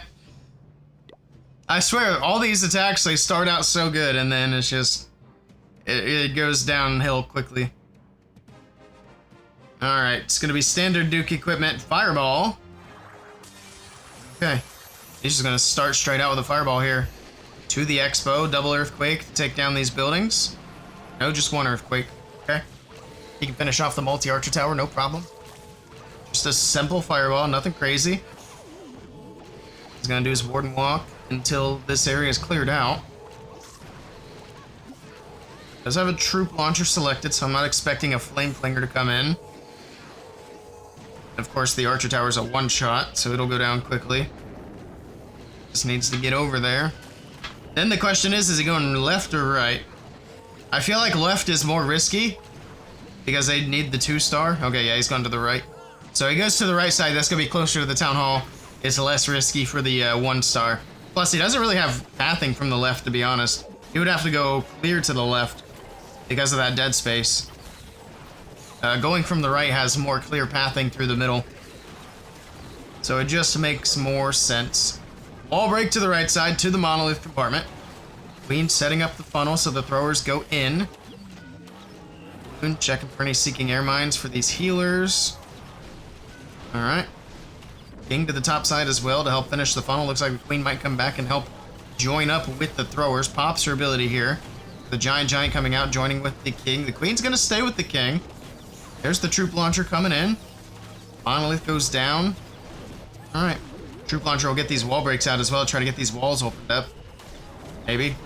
Alright, there's the first layer. Not really a helpful spot, but I guess it works. There's a couple more wall breakers. They do get opened up for the base. That does work out nicely. Now we gotta get in here for these fire spitters. Get those taken down. Oh, the troop launcher's throwing troops to the Queen now. That's kind of weird. I thought it went to the highest housing space, which would obviously be this in the core. Got the Super Yeti helping out. The Queen's gonna come back around in towards the middle of the base. Down goes the Town Hall. 2-star locked in, which is going to lock in the victory here for Psycho. Got the Duke off to the left. The question now is, can he get the 3-star? Finish up with 13 stars. It's the air sweeper down. Duke continuing to do his thing there on the left side. He's got 4 rocket balloons he can send in as well to help support. Gonna pop the Duke ability there. Nice. Queen's gone down on the top side. The question is, where's he gonna send these rocket balloons? The throwers in the core have all died out though. Again, they were looking like they were doing well, and then the revenge tower happened. And then they're gone. The rocket balloons from the top side. I don't think it's gonna be a 3-star. Yeah, it's not gonna be a 3-star. There's no way. But very nice try to Selino. Either way, he locks in the victory for Psycho Esports. Nice try.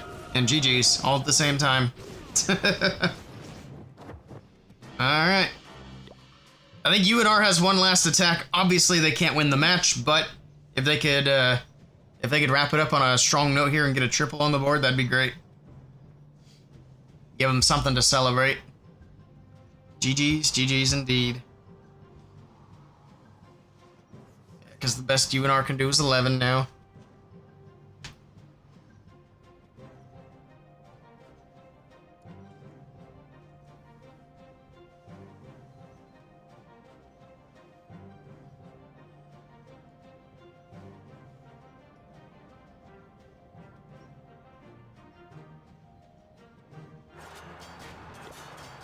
All right, here we go. Last attack of the match. Can Coda send us off with a 3-star attack, or at least something fancy, but there's no Dragon Duke. This is the second time now we got to see the OG hero lineup. Just King, Queen, Warden, RC. We'll take a look at the equipments, though. It's going to be pretty much all standard stuff. He does have a Fireball, though. Can he give us a fancy Fireball? We'll see. Shall see. Invis. Okay. Just going for the Clan Castle here. He does lure one archer out, but he does get the Clan Castle down. Just a quick little simple Fireball. Sure. Skelly's to the left. It's going to help distract the Queen. It's mostly going to get taken down by the Wizard Tower, to be honest. An Ice Golem. We got throwers. Here we go. Send the left side of the base. This is one of those risky bases, too. He's got that Town Hall kind of on an island there in the middle. Easy to skip. See what happens. Alright. Is he going to get anything with the furnace? Looks like they're just getting sniped before they can do anything. The scatter shot's just picking them off. One by one. Rip the furnace. Now that the scatter's distracted, it might actually be able to do something. Oh, but it still gets picked off. I feel like the furnace needs a new level. The little fire mites get picked off so easily. Like they have a hard time actually landing anywhere. The throwers are still in the same spot that they were like 20 seconds ago. Typical slow throwers. Rail Champion from the left pops Rocket Spear straight off the bat. Some of these defenses picked off, but man, she's taking a lot of damage. Down she goes. No more Royal Champion. She actually died before the Fox. Now the Fox is going to go down as well. The Ricochet Cannon stayed. He got like, what, 2 buildings with the Royal Champion? That's rough. Actually, did he even get 2? Well, he got 2 with the Electro Boots and then 1 defense. And that's it for the whole Royal Champion. That is not good. And we got the Rage Spell. Throwers are moving in. They're going to be able to take out the Long Shot. This is, yeah, I think it's going to be a 1-star. I don't think he gets through this. Revenge Tower's popping off. Long Shot's popping off. Down it goes, but he's only got 2 throwers left. And that Revenge Tower is no joke. And UNR is going to leave us off with a 1-star attack.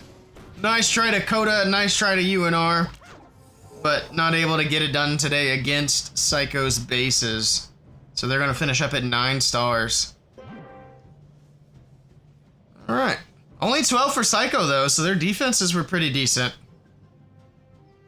But now we wait for Psycho to spin the next one.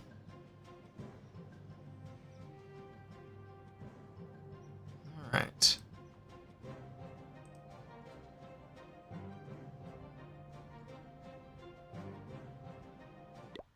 Oops, I didn't mean to hit that. There it is. 92.6 to 82.8, 12 to 9. Alright, and while we wait, I'm going to run to the restroom really quickly, and then we'll probably do a couple of Legends attacks as we wait for the next match. So we'll rewatch the triples from Psycho. Be back in a minute.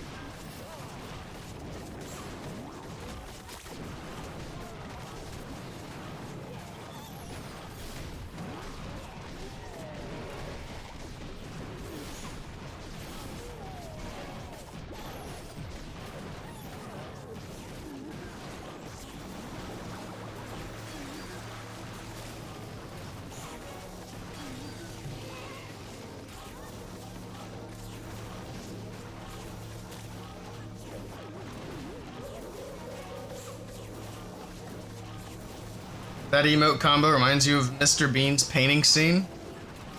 You know, you know. I would be in the camp of I don't know. I never seen Mr. Bean's or whatever the movie's called. Alright, GG's. They should be spinning now for the Placebo Cup. I'm gonna take a peek at chat, so let me hide my screen real quick. See if they're spinning. They got more streamers coming in, a whole bunch of streamers coming in for this match. Alright.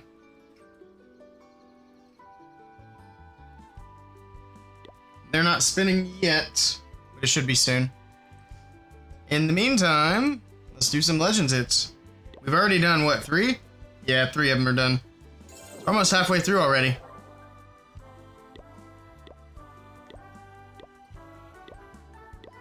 We've had 1 failed today. Oh, it's this base. We've seen this base before.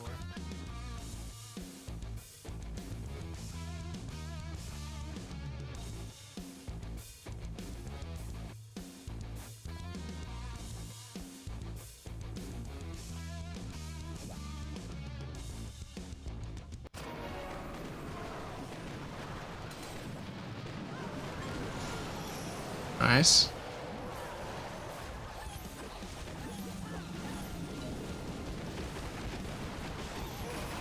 That.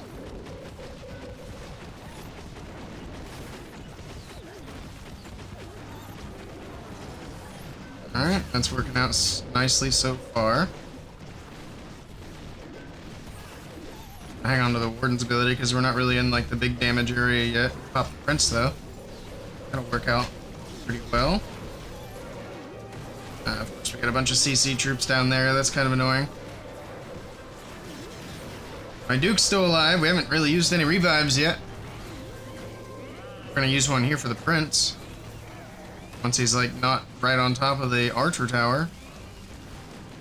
Actually, I guess we don't have a choice. It's fine. And we'll just use the Warden's ability once everything gets down to this bottom area.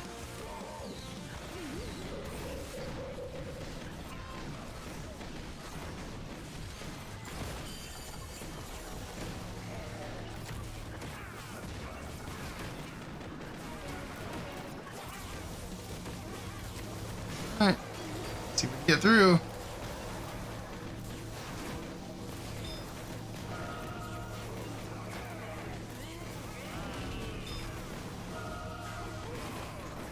Yep, we're fine. GG. GG.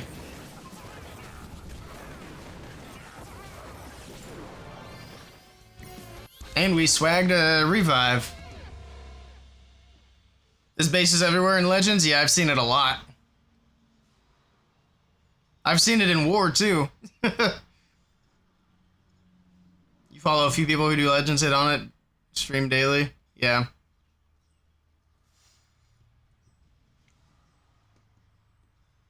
It's a 3-star almost every time. Yeah, I don't know why people are sticking with it. And that's the problem with like running common bases too. So you're using a base that people have the opportunity to practice on.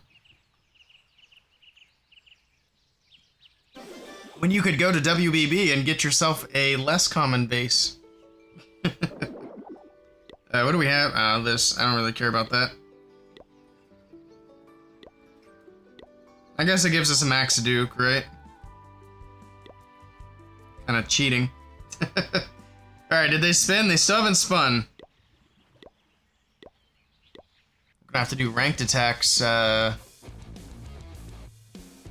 the next match. We have 2 matches left. This one that's about to start and then Tribe Gaming after. Or ask Willey for a free one. That too. That's another good option. But you should still buy one from WBB. Alright, I mean, we're going to do kind of the same thing on this base.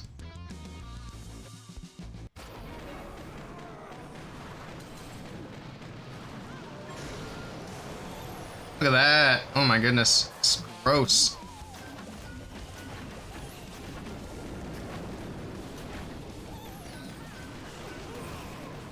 my goodness.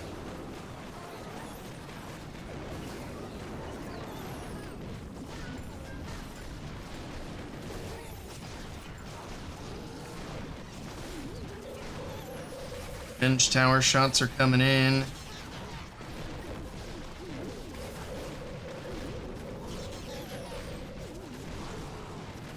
The totem now. Yeah, this is a very similar base. It's got all this stacked up stuff at the bottom. It's also similarly not such a good base. I shouldn't say that before I'm done hitting it. But I'm gonna say it and I'm gonna stick to it. Where's my Duke at? Oh, is he down here? I guess. I thought he was up there with the prince.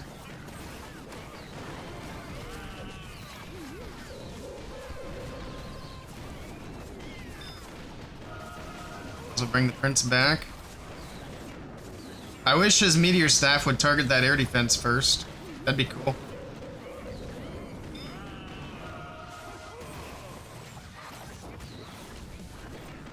Finally out of range of the air defense.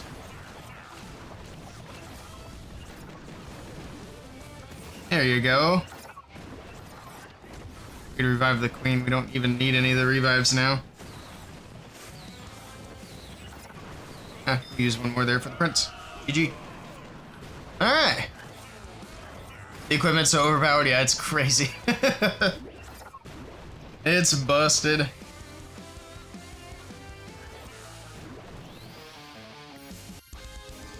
Yeah, exactly, like this army needed a buff. Well, they got one. Hey, we're finally searching the match. Good. Good, good, good. Alright. Actually, hold on. Do we have anything nice out of here? We do have a Book of Heroes. That's nice. Let's see what we get out of here. Come on, Book of Heroes. We need a couple of them. Nope, not this time, I guess. Oh, yeah. Woo! Builder Gold. Let's go. Hell yeah. Sorry.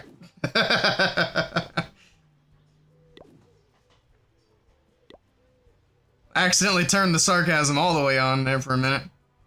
Whoops. Oh, I forgot we have a bunch of this stuff too. That's nice. Party Wizard. Ooh. I will definitely use that. Cool.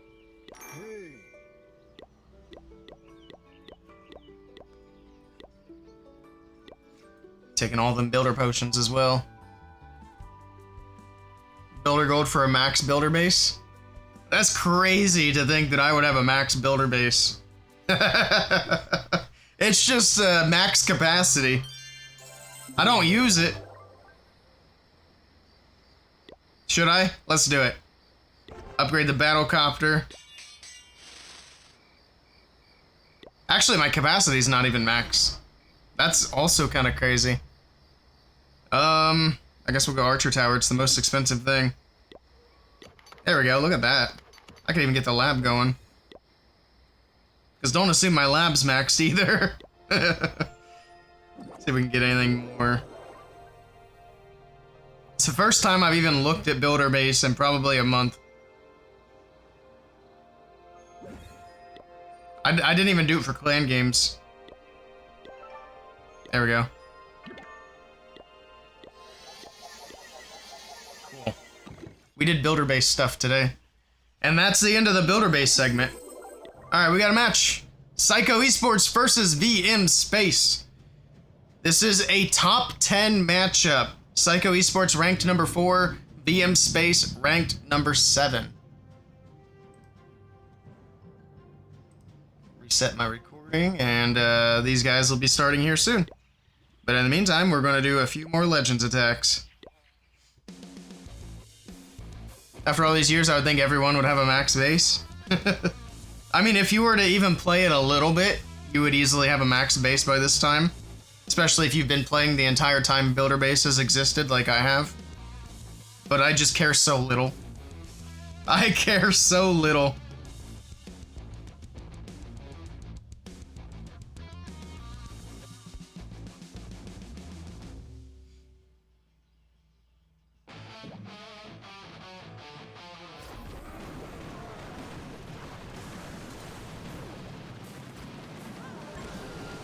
No, I didn't get the CC that time. Shame.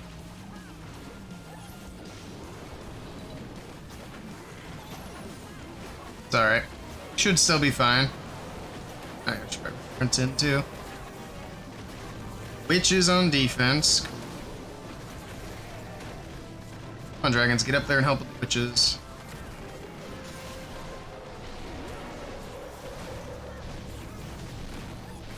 Or don't. Gotta be careful with the prince, he keeps changing direction because of the skellies. There we go. Alright, we got it where we needed it.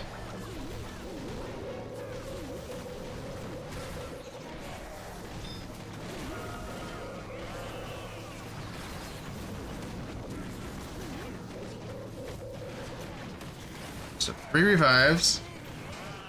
Use one here for the prince. I have 2 more.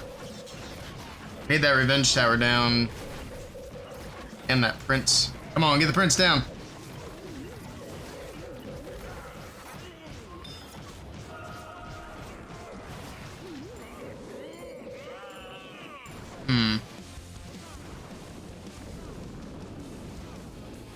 My Duke's gonna go all the way around. But if I revive the prince, he's just gonna get nuked by the revenge tower anyway. So I think we just let the Duke do it. How'd you not get the multi? Good question. The eyeballs again. Uh-oh. Somebody's judging me. Somebody's watching! Where does the Duke go after the Tesla? Ideally to the revenge tower. It also is okay if he goes to the other Tesla, but if he goes to the town hall, that's unfortunate. Okay, he's going to the... Yeah, we're good. He went straight for the revenge tower. Down he goes. Air skellies, fine. We got plenty of time. Actually, we can even revive the prince now. Just to speed things up a tiny bit. Supercell watching. I hope not. Don't nerf anything. We're good. Alright, still prep day. We can do another hit here without worrying about missing any attacks.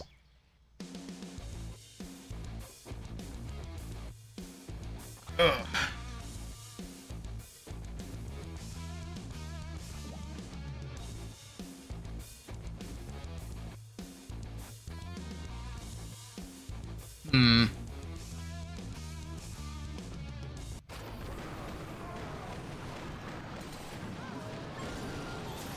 I missed the stupid clan castle again. I need to bring another earthquake.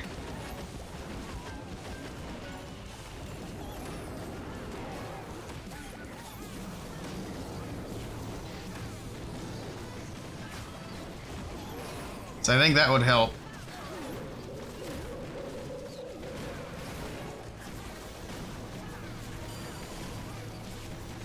Okay. Get everything moving in. Monolith is gonna be kind of annoying.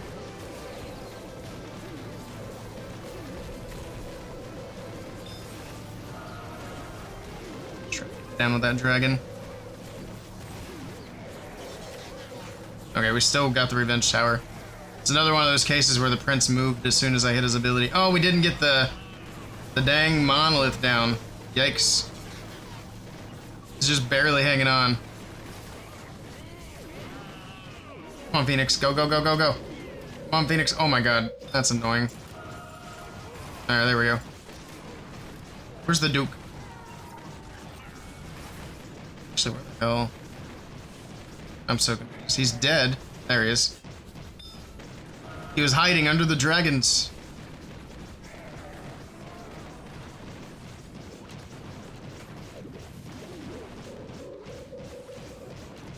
Starting to think the Duke might be kind of strong. But I'm not positive yet. More testing is needed.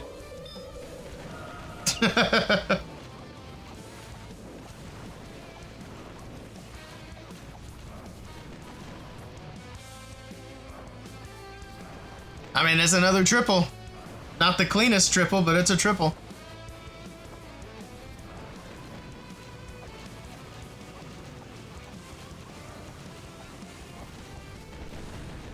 Giga bomb, kind of annoying, but it doesn't matter.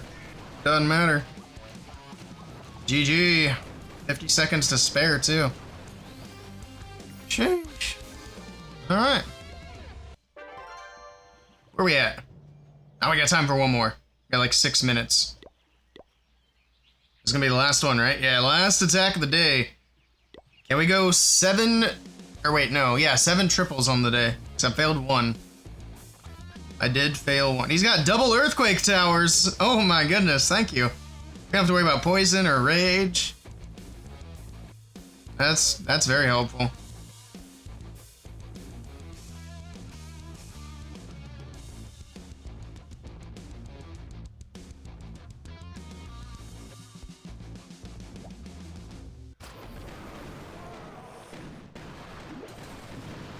Didn't hit the clan castle again.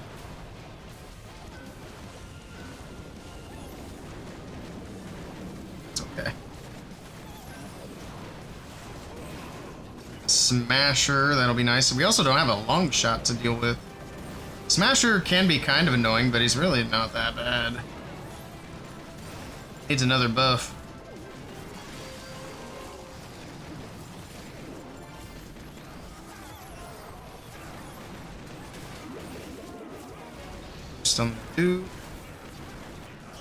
He does have air bombs though. That's something we don't really see. It's an interesting one. But it went down pretty quick. It's about to drop. Revive. Another totem here. This is gonna be an easy 3-star. We even have another totem if we need it. Drop it there. Don't really need it. Crushed it.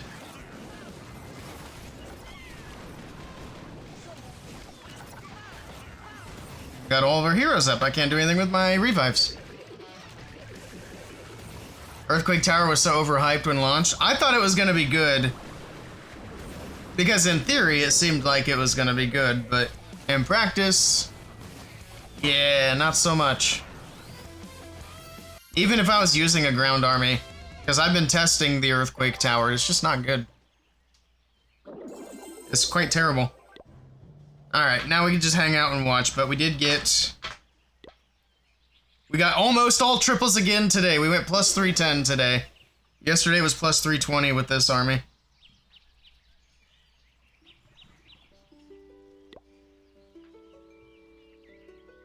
Alright. We got, what, 3 minutes before the attack starts, so we can just kind of chill. Oh, that's my CWL alarm. I can switch that to being back to my war alarm. That's not what we want. Because we don't need to do CWL anymore. That's done for the month. Oops, I went too far. I set an alarm for spinning Clan Wars as well. So there we go, my clan war alarm is back. That won't ring for another 6 hours. You missed one, shame? I know, shame, shame, shame. It's embarrassing.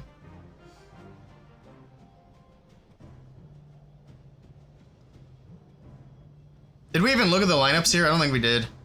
We got Vincenzo, Psyduke, Arjun, Jack, and Lucio. Then Bad Pato, Celino, Bernal, Leo, and P. Castro. Same lineup for these guys, of course. I don't know if we ever see Psycho run subs. I don't think I have. I'm sure they do from time to time. I forgot you never watched Game of Thrones? That's true.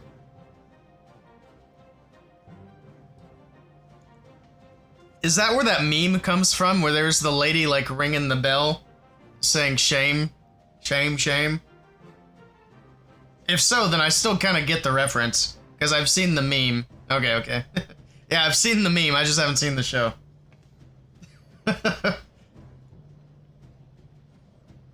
One more minute. Also, did you get a notification that I went live today from Twitch? It seems like Twitch didn't send out my notifications. So we've been very low on viewers today. You did get one? Okay. I don't know what's going on today.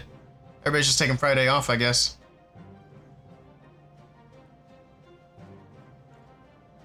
Hopefully nobody who's building a stream streak. Because So I think all the people who repost their stream streak, none of them have been in today. But I mean, they can go back and watch the VOD to save their streak. It's like Twitch shadow banned me. You got a notification as well, Ung? Okay. Yeah, that's weird. I don't know what's going on today. Show goes on. It's fine. We're chilling. It's just unusual.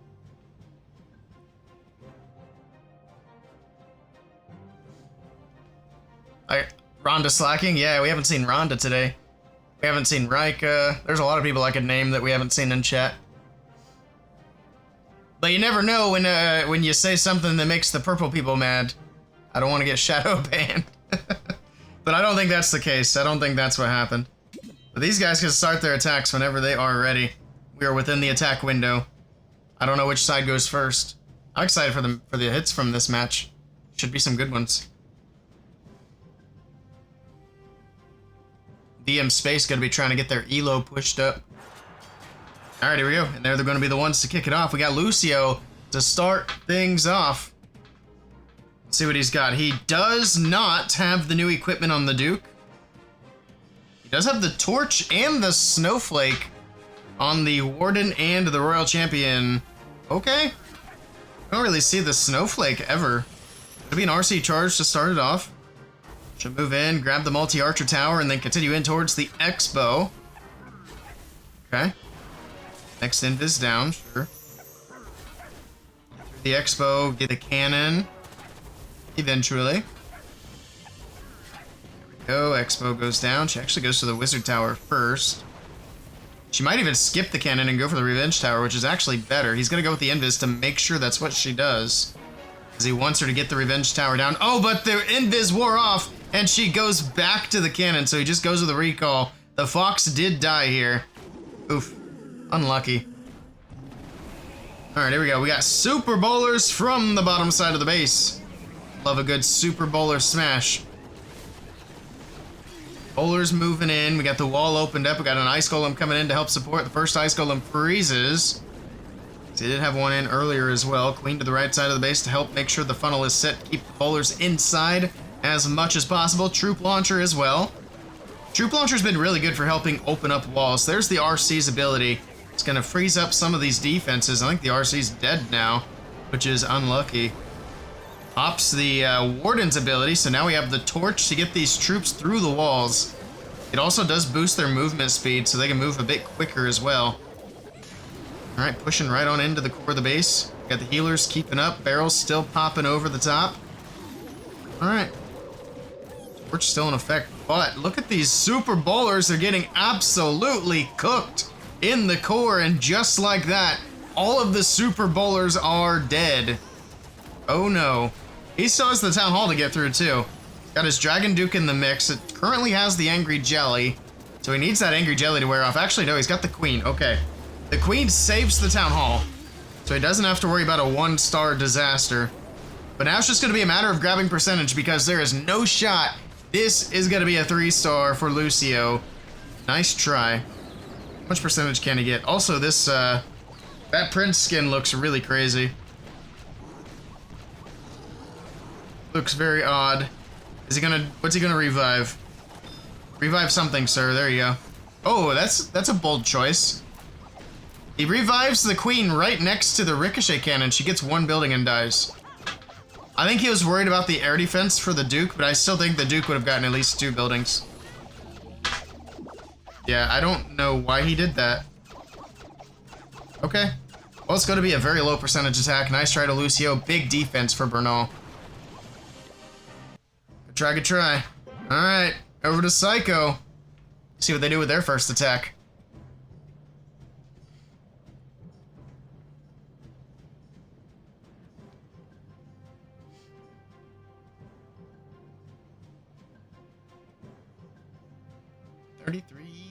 Minutes, so whenever they are ready.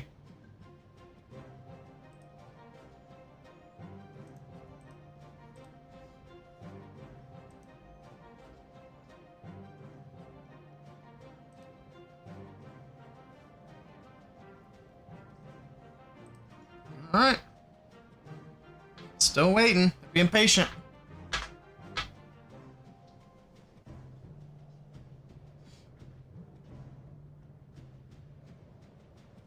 They have 30 more seconds and then they're late. Here we go. Picastro is in. First attack for Psycho. He's got regular bowlers in the mix. Okay. A thrower attack. Does he have the backpack? No, he does not. Nobody's running the new equipment. Come on now. He does have Frozen Arrow on the Queen, which you don't really see very often. But that tells me he's doing the RC, or not the RC, sorry, the Queen and Warden charge. Which he is indeed. He's got the Angry Jelly on the Queen with the Warden and the healers pushing their way into the base. Invis to keep the damage off the Queen. It's getting windy outside. Everything's blowing around making noise. Very windy out. Oh my goodness. Oop, that was weird. Anyway. He's moving in, grabbing the monolith. That was a weird little zoom. We went from zoomed in to zoomed all the way out in like a second. Didn't even know you could do that. I did it by accident, but the Queen goes to ability. And I think she's dead. Oh, goodness. P. Castro with a little bit of a hiccup here at the start of this attack. He almost lost his Warden, too. The Duke had locked on. I think P. Castro also got distracted by the windiness out here. Because it looked like he wasn't paying attention there for a second. Queen went down. We got the throwers moving in with the few healers that remain. Man, this might already be a get as much percentage as possible type situation. I don't even know if a 3-star is possible now. He's got to make sure he locks in the 2-star at the very least. Because that town hall is locked in on its own little island here. So that is going to be a big concern. But he does still have the log launcher. He does still have the Barbarian King in the bag. He still has the Duke. So I think he's okay. As long as he plays it smart here, he should be perfectly fine. I still don't think it's going to be a triple, especially with that back-end Revenge Tower Prince combo. That's going to be tough. We'll see how it goes. If he saves this for a triple and I'm wrong, well, GG's. He's got a poison and a totem to take out the witches in the defensive clan castle. Witches are not the way on defense. They're not good. The long shot is very annoying, and he does finally go down. The healers are going to try to get these throwers healed back up. The rest of the healers on the main group as they make their way down towards the bottom. Alright. At the very least, these ones that are beating the wall will be able to reach the town hall if these ones all skip it. Hopefully they're out of range. Yeah, they should be out of range of the Revenge Tower. So they'll be able to grab the town hall for sure. Warden's getting some shots on it. Boogers are getting some shots on it. Yeah, it's a 2-star for sure. Got the Dragon Duke from the bottom side of the base. Pops the Duke's ability. There's the throwers making their way in for the town hall. I don't know, maybe there's a chance he gets this. Multi-Archer Tower going down to the bowler bounce on the left side of the base. Look at the bowlers. You don't ever get to see the bowlers at this level. They look pretty neat. Shame they never get used. Oh my god, time. I didn't even see the clock. We got 6 seconds left. I think there's a real chance he actually could have turned this around for a triple. But he runs out of time at 87%. Yeah, the overgrowth was big time swagged there. I wasn't paying any attention to the clock. I didn't realize he was so low on time.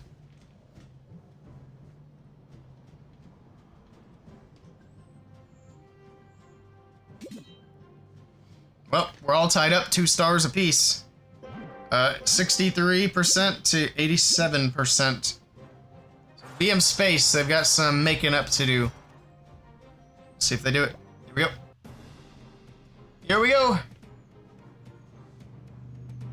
Got 2 zaps. We do have the backpack for this attack.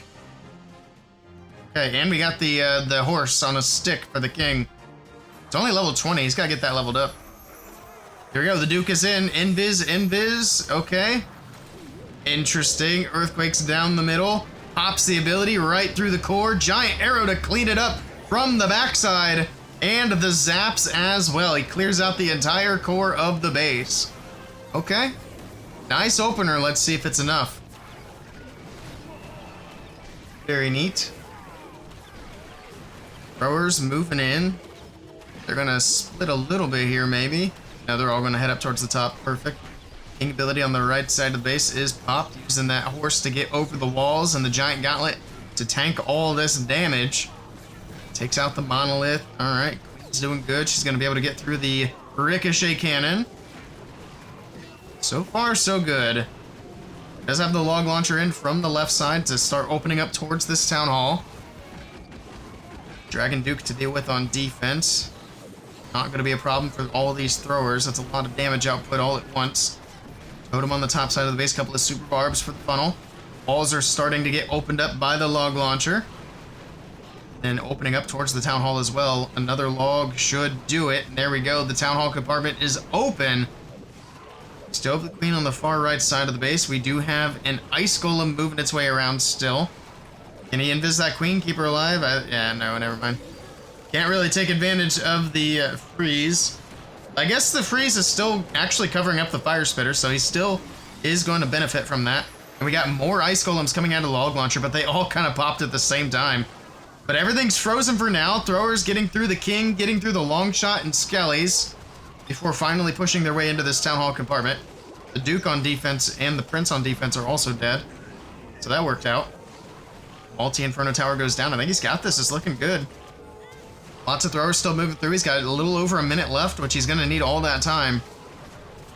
The throwers are just moving through these buildings one at a time. The fire spitter can't really do a whole lot here because these healers are just doing a great job keeping everything healthy. The spring traps, however, they got something to say. They're going to take a few of these throwers off the map. Now the skellies are going to distract everything, which is going to slow things down. Got a little bit of cleanup he can use, though. Sends in a barbarian from the left. Got some regular wall breakers, super wall breaker. Just trying to distract and get these buildings down. Wizard on the right side as well. 29 seconds left to go. The archer tower's distracted. The mortar goes down. The wizard will be able to help on cleanup now with no issues. And that's going to be a triple for VM Space to put a little bit of pressure onto Psycho Esports. Nicely done to Arjun. Hey, Selena, welcome in. Hello, hello. Good afternoon. I guess for you, good morning. Alright, starting to heat up a little bit. Back over to Psycho. They got a triple to basically maintain the lead. Anything less than a triple, and VM Space will be up on stars.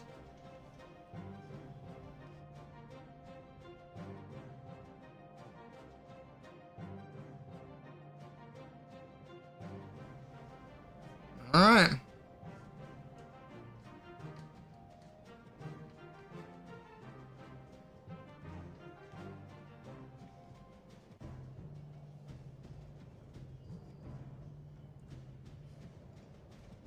See what is gonna be next from Psycho.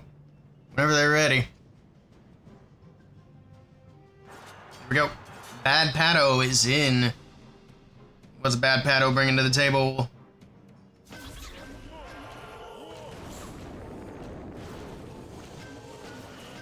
It's gonna be a Warden Walk. Is it gonna be a Fireball? No Fireball. He does have 5 lightning spells. No backpack. No giant arrow. Just straight up zaps. See what he's gonna go for here. But for now, he's being patient, letting the Warden Walk do its thing. There we go, the Earthquake's in the core. And he takes out the Gear Tower, the crafted defense, the Poison Tower. Okay. Just a simple little zap. And the Warden gonna be able to get the Expo out of the way, which pretty much clears out that entire top compartment. Wall break to the right side. Does have a troop launcher selected, so not expecting a flame flinger here, although he definitely could for that left side. Actually, I think that queen would be a problem for that, so maybe not. But here we go, we got the throwers from the top side of the base. We got the king and the queen to the right side, pops the queen's ability immediately.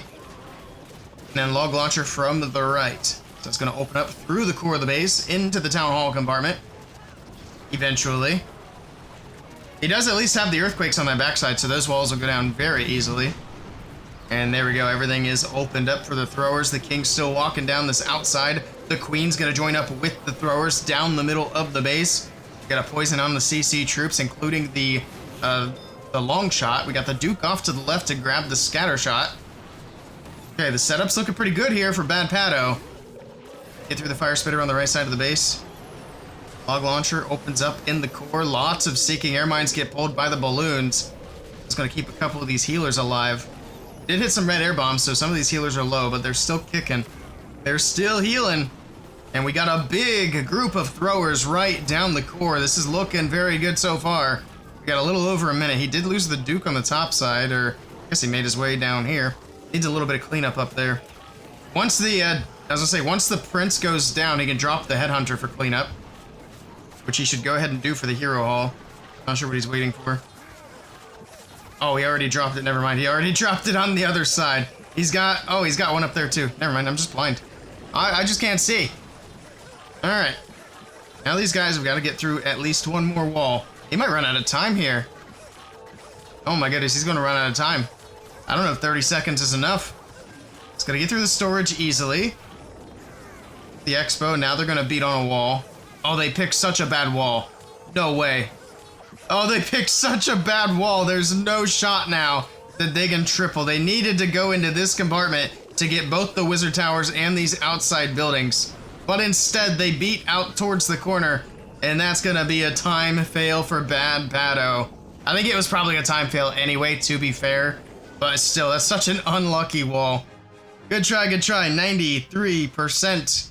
And VM Space maintain their advantage. Now let's see if they can stretch their lead. If they can get one more triple on the board here, they're going to put a lot of pressure onto Psycho.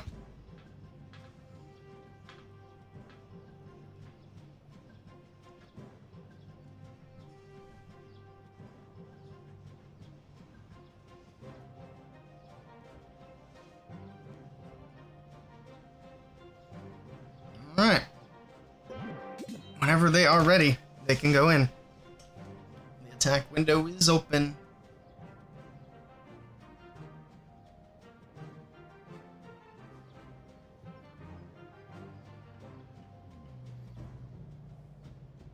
After this match, we have a Tribe Gaming match. So we're going to see what Tribe Gaming is bringing to the table. I don't remember. Let's see who they play. I think they play an unknown team, but I'll double check. They play Dark Vengeance. I don't think that's a ranked team. Let's see. I could be wrong. We got the next attack in from Jack. Okay, Dark Vengeance is not ranked. Here we go. We got Mass Dragons. We do not have the new ability on the Duke. And everything else looks pretty standard. He's doing a big RC charge. Okay. Also going to be a bit of a Sui champion because he does not have a recall. So she's just going to get what she gets. And he does have the haste vial to pop at some point. Alright, takes out the Expo. Next Invis, pushing her up towards the scatter shot. Tornado Trap's going to be kind of annoying here. She takes a good bit of damage there. Fox is dead, so now she's got to go to back-to-back Invis. Next one down for the Gear Tower. Cannon's about to drop to the boots. Next Invis pops the haste ability. Needs to make sure he gets that scatter shot. But she does go into the Revenge Tower. That pathing is perfect. Oh, he made the Revenge Tower invisible as well, but the boots should finish it off. Alright, she goes back, grabs the scatter shot. Revenge Tower's about to drop. And then I think that's it for the Invis. So she is cooked, but takes a big chunk of the base down. Okay. The Baby Dragon on the bottom side. Did pull a furnace out of the CC, so that Baby Dragon's not going to be up for very long. It's going to get cooked by these fire mites. Alright, what's next? We got a dragon off to the left. That's going to be Mass Dragons right down the middle. Go. Big dragon push. We have the Duke descend in. For now, we got the Prince and the Warden with the dragons. I'd imagine the Duke would be somewhere around the top side, if I had to guess. Or maybe not straight into the monolith. It could go in from the right over here. Less damage over there. More value. But we'll see. For now, we pop the Warden's ability, rage the dragons in through the Town Hall compartment, take down the long shot very quickly. And they're just pushing their way through. The Fire Spitter on the backside out of the way. Now we're moving into the monolith. Pops the Prince ability. Not the best Prince ability. Doesn't really hit anything with that. Gets the air defense and the multi-archer tower, and that's about it. And there we go. He is indeed going to send that Duke from the bottom side of the base. Like I said, not a lot of damage down there, so it should maximize the value. Then take out the air defense. He is going to pop the ability. It's going to stun the multi-archer tower. A couple more rocket balloons in over the top to help take that down. The monolith stays standing, but the Phoenix doesn't finish it off. Not quite. 1 HP for the monolith, and it stays alive. That is incredibly unlucky. But I actually don't think it matters a whole lot because everything else is dead on the bottom side. I didn't realize he has a group of dragons still up here, so it does matter.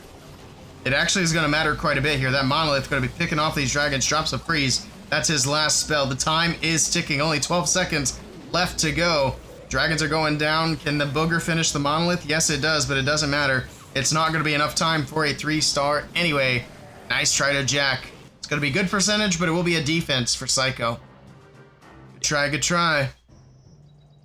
All right, that sets Psycho up with an opportunity to take the lead back if they can triple their next hit. The RC charge takes up so much time. Yeah, that's a big time sink. That's why whenever I try to do my Hog Rider attacks, it's quite often a time fail because I set it up with an RC charge. Maybe I should look into doing some sort of like Duke ability Hog Rider attack. I wonder how that would go. It'd save a lot of time. Let's see what the percentage is. 36 to 50. So it'll be 46 if Leo triples here. So they would actually be down on percentage. Did I do that math right? Find out. He's got 10 invis. Speaking of big RC charges. My goodness, this one's gonna take some time. What does he have? Does he have the haste as well? He does. Is this making its way back into the meta? The big RC charges with a haste and an earthquake? The other guy didn't have an earthquake, but still. Pretty much the same thing. Another invis down. And again, no recall as well. Other than that, though, it's basically star strategy. No new equipment on the Duke. Earthquake here in the core. It's going to soften up some of these defenses, get her through a bit faster. There's the haste. Alright. Drops in the next invis. RC making her way back into the core of the base. Take out the builder hut, moving on to the ricochet cannon. He still has 3 more invis. There's one there. He's gonna try to get this fire spitter down. Another invis. Poison definitely slowed her down a bit. And he has 1 more invis after that. The fire spitter does drop. He's gonna save the invis. And here we go with the Dragon Riders and the Inferno Dragons from the right side of the base. Alright, let's see. I mean, that RC basically went from one end of the base to the other. Ops the Warden's ability. Alright, everything's moving in. Got a bunch of skellies from these witches out of the defensive clan castle. Again, I don't know why people are running so many witches on defense. They really haven't done very well. Look at that Stone Slammer from the bottom. Look at that Stone Slammer. Nothing to target it. It can actually do something when it's not being hit by anything. Now it's getting hit by the monolith, so it is going to open up. So still, even out of range of most defenses, the monolith, or sorry, the Stone Slammer still only gets 2 buildings. The Stone Slammer is the worst siege machine in the game. Now, to be fair, the monolith hits hard, but still, it's like anytime anybody uses a Stone Slammer, it gets like 2 to 3 buildings, and that's it. But anyway, back to this attack. It's looking good. He still has the Duke's ability, still has a handful of spells. He still has a Dragon Rider in the bag. What the heck? Is he saving a Dragon Rider for cleanup? Looks like he is. The Tesla's going to go down. The Dragon Rider's coming in. It's going to clean up on the right side of the base. He's using it for the Hero Hall. He's got a totem distracting these heroes. Down goes the Hero Hall. And that's a triple. There's no defenses left. He's just got to move through these last few buildings. Now, hopefully the King doesn't hold things up. Otherwise, this could be problematic on time. But I think it's fine. I think it's fine. 1 more building to go. The King's being chased, but we got other troops to save the day. And Leo gets the triple on the board. Nicely done. So now we're all tied up at 7. Oh, 56. Yeah, I did the math way wrong. I added 10, not 20. So Psycho Esports are up 56% to 50%. So VM space and need another triple here. Justice to the Stone Slammer buff incoming. I would hope so. I've been complaining to Supercell about the Stone Slammer for the last couple of years. And I know they've seen at least one of those messages, so I know they know that the Stone Slammer sucks. They need to make it more like the Battle Drill, but through the air. I think the Stone Slammer needs some more HP, but they also need to give it the effect that the Battle Drill has, where once it hits a defense, it stuns it. Just on the first hit, not every hit. But like the first hit on every defense stuns the defense, just like the battle drill. And then I think the Stone Slammer would be way better. Imagine you could send a Stone Slammer in straight to a monolith and it stuns it on the first hit. Yeah, that'd be good.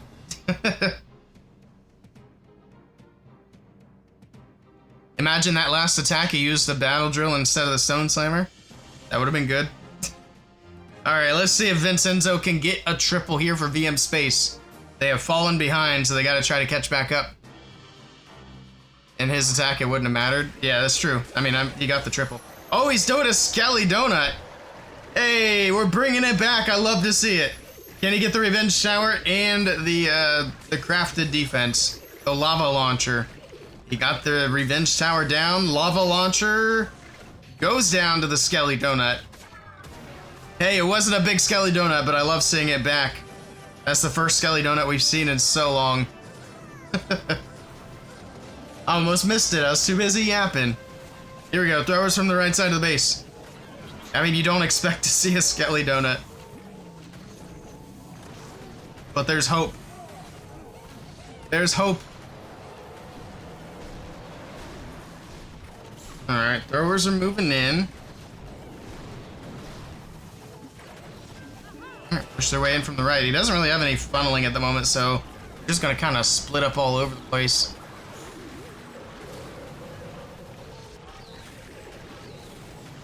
Alright.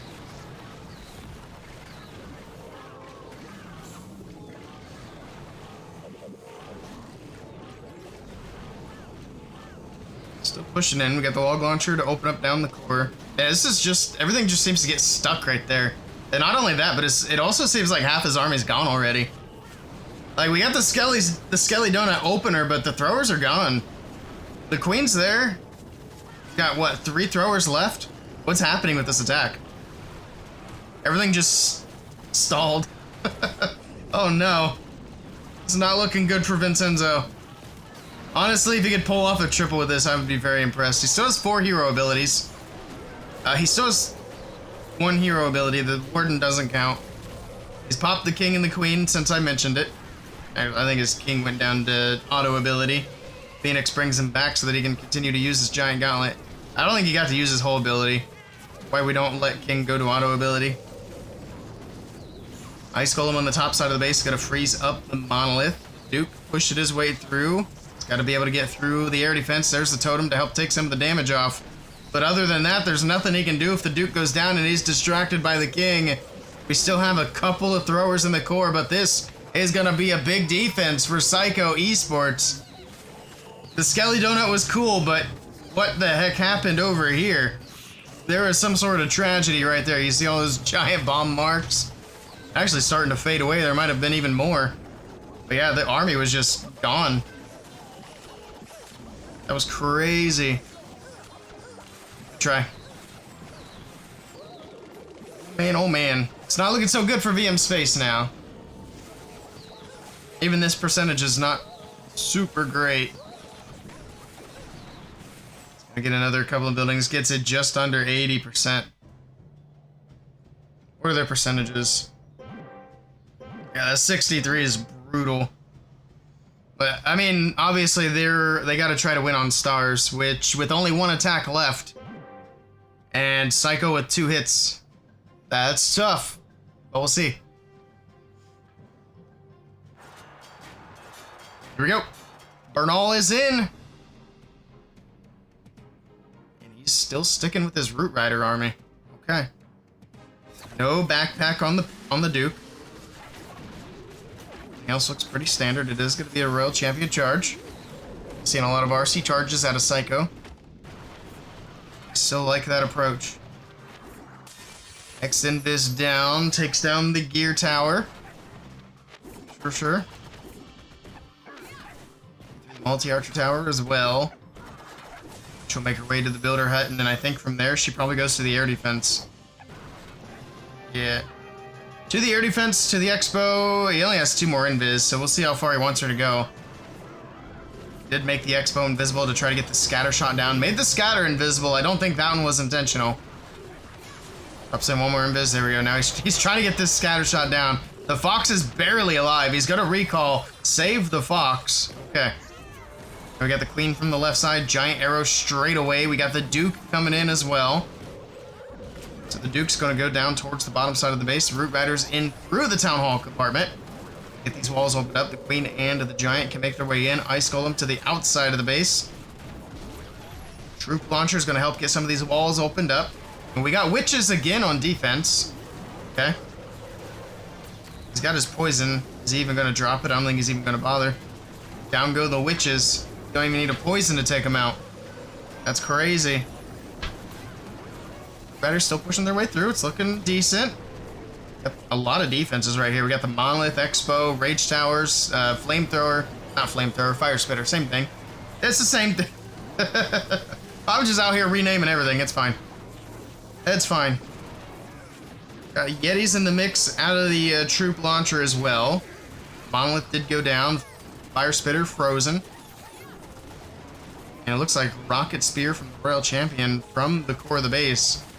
I think he might have this. Bernal might be cooking here. Got a lot of troops still left alive. The Royal Champion's doing great. Actually, I say that and then she's gonna die to the multi-archer tower here. Is she? Oh, she gets through barely. The cannon will kill her though. But the rest of the troops that are still alive should be able to handle everything that's left. There's no missed cleanup buildings. He's got it. That's a triple for Psycho Esports, and they are taking control of this match. 34 seconds. Still on the clock. It's going to be plenty of time. The cannon goes down. The wizard tower is the last building, and down it goes. GG's to Bernal. Getting it done with the Root Riders. Which, 12 months ago, that would have been a lot less exciting. It looks like it might rain out there. I might have to shut all my windows before the next match. Is it supposed to rain today? It got pretty windy.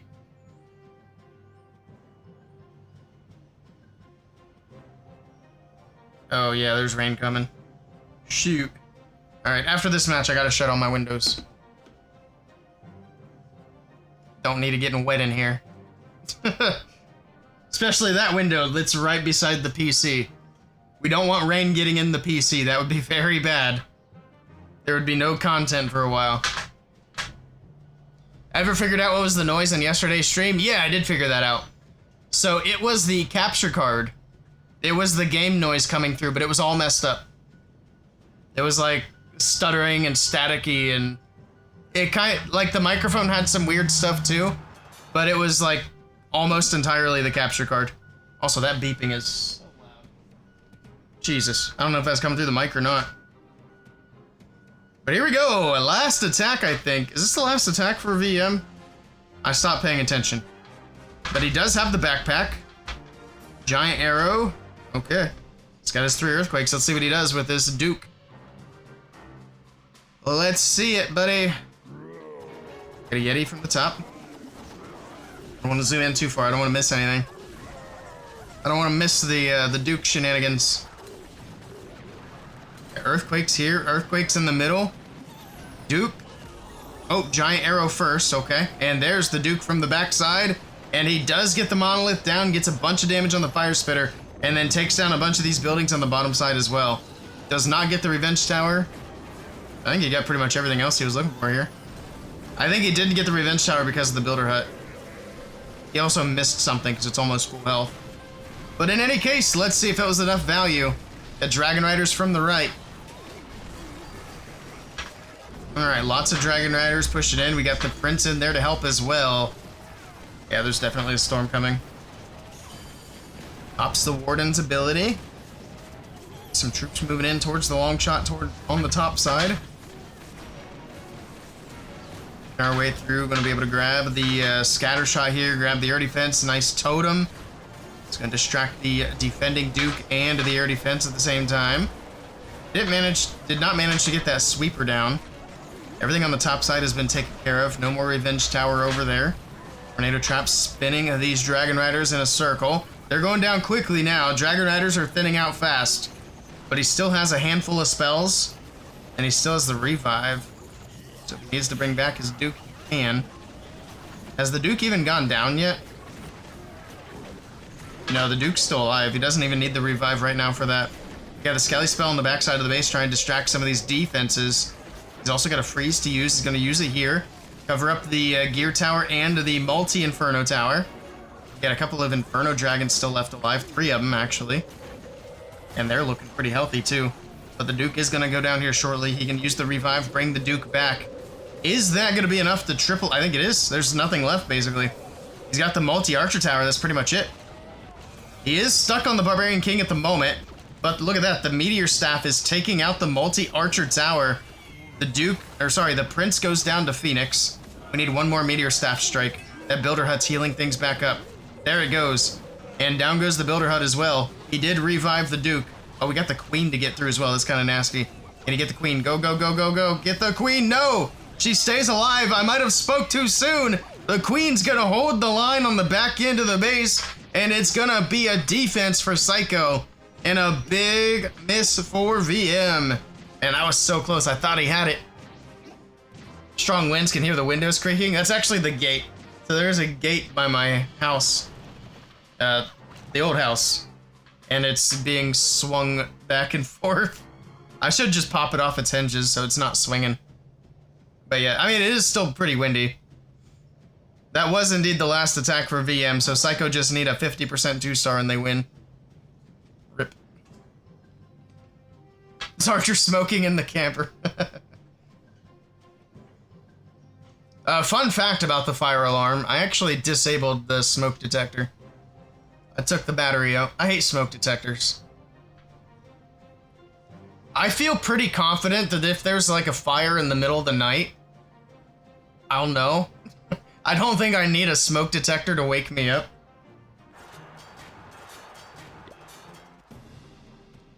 And if I get proven wrong, then oh well, rip bozo. Alright, here we go. Last attack from Psycho. And it's going to be a bunch of rocket balloons. I'd imagine a fireball. What about a Duke? Yes, Duke backpack. Okay. Is Celino going to do some fancy shenanigans for us? Let's see. Rocket balloons on the bottom. Taking out some of these hidden Teslas right away.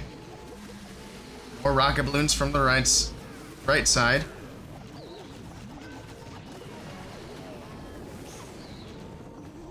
Okay. The rocket balloon on the right.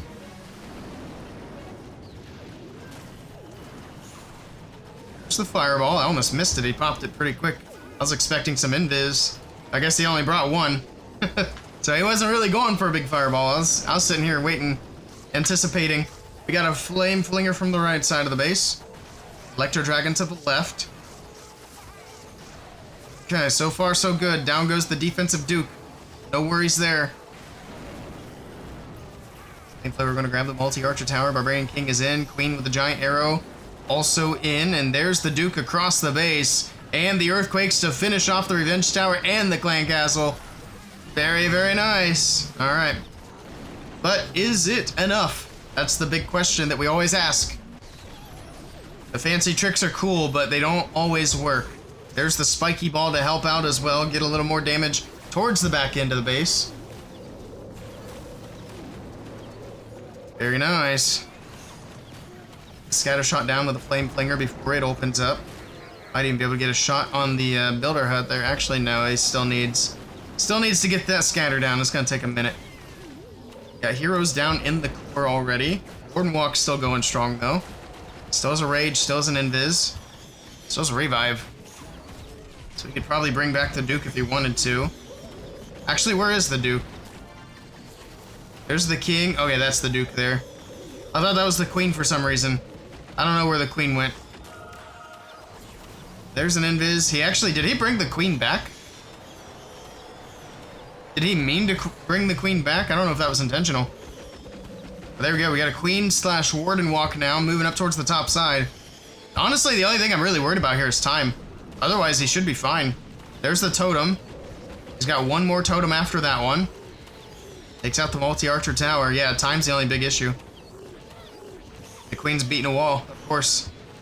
She needs to turn back. Go the other way. There you go. The wall's open, stupid. Get the ricochet cannon. Down it goes. Now we gotta get through the gear tower. He's got the totem down for it. The last few rocket balloons are in. And let's see, can he get through the poison tower, slowing things down? Gotta get through the super wizard tower. Down goes the gear tower. The spell tower taken out, but only 10 seconds left. Nothing on the outside of the base for cleanup. A Sneezy's moving in, but only 5 seconds is not gonna be enough time. Nice try to Salino. It is gonna be a time fail at 97%. Good try, good try. Bad citizen breaking the law. Oh man, good matches here from Psycho. Now we can move over and get ready for Tribe. Yeah, I don't think it's actually against the law to disable the smoke detector. If it is, I don't care. Well, the reason I disabled it is because it was super sensitive. Like, I could be cooking something and it's not even smoking and the smoke detector started going off. I was like, yeah, we're not doing that. The other thing that I disabled in the camper was the, there's a carbon monoxide detector that malfunctioned. And it just started going off for no reason.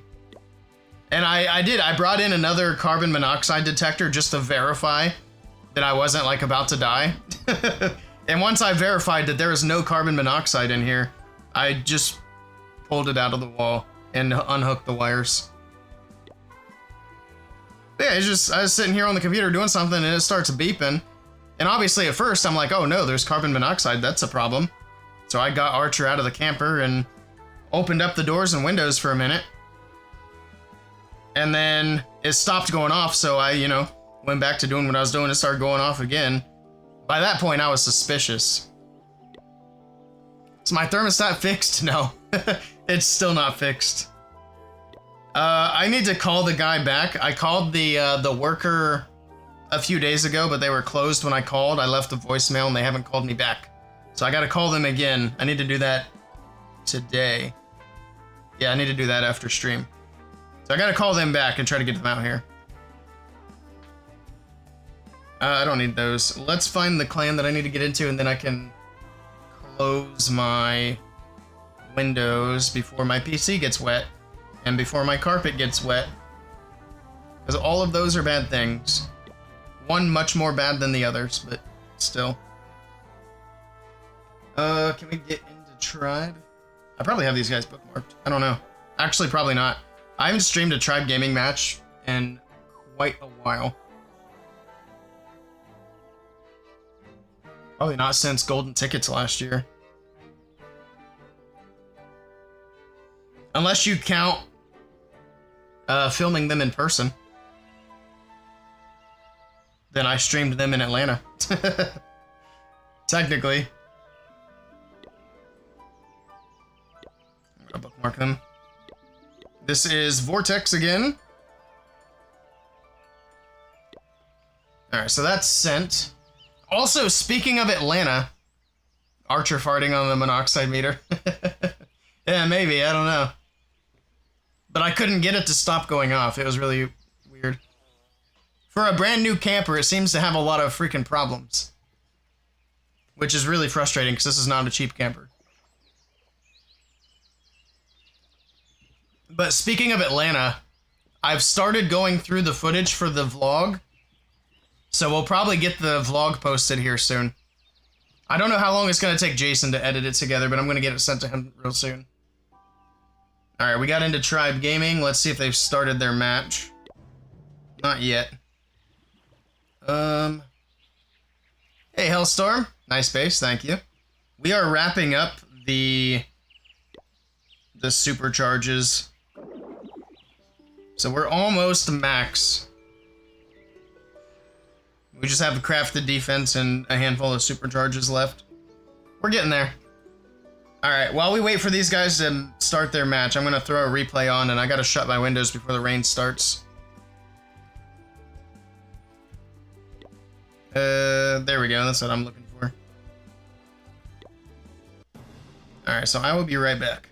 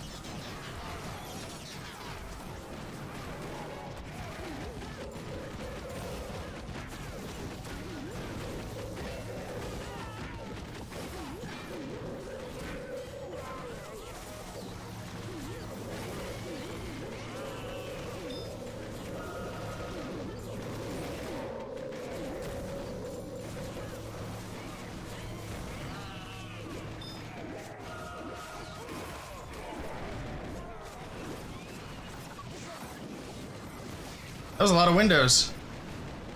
Fishing IRL. Wait, what? Traps are a pain, yeah. There's a lot of tedious stuff.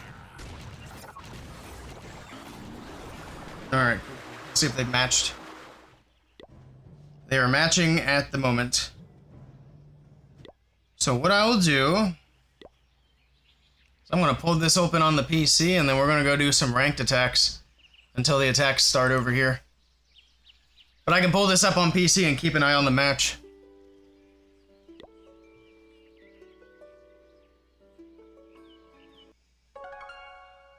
Why is all this opening up?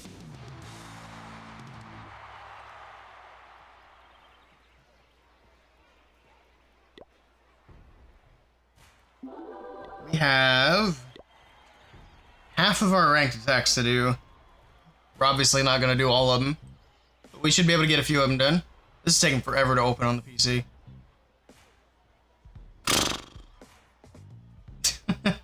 It'll get there eventually. There it is. Oh, never mind. It's reopening again.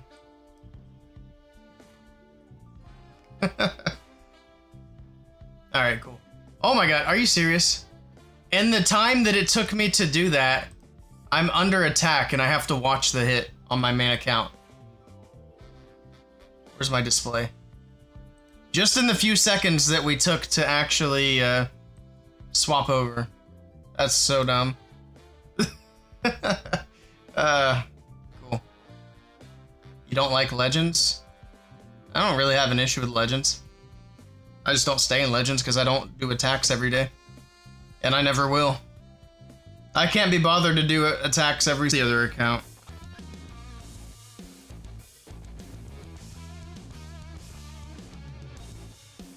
There we go. Okay.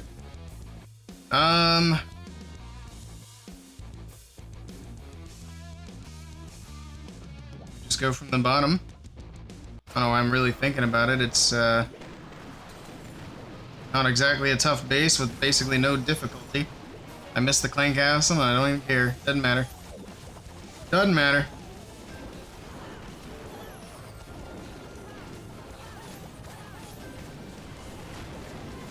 Really windy now. Hopefully the internet and the power don't go out on me. That would be unlucky. Very unfortunate. I didn't mean to hit the Principality there. That was an unfortunate tap. That was an accidental click.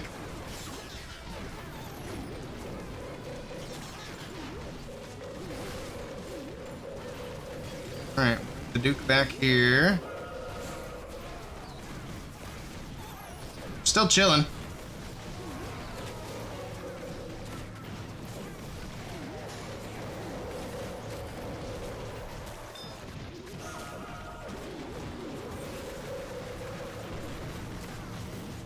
Get through the Revenge Tower and the Monolith, which that shouldn't be terribly difficult.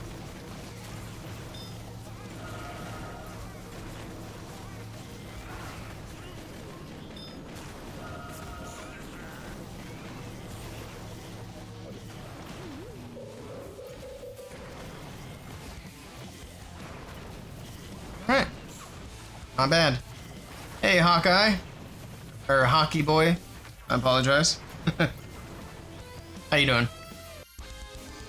We are waiting for a Tribe Gaming match to start.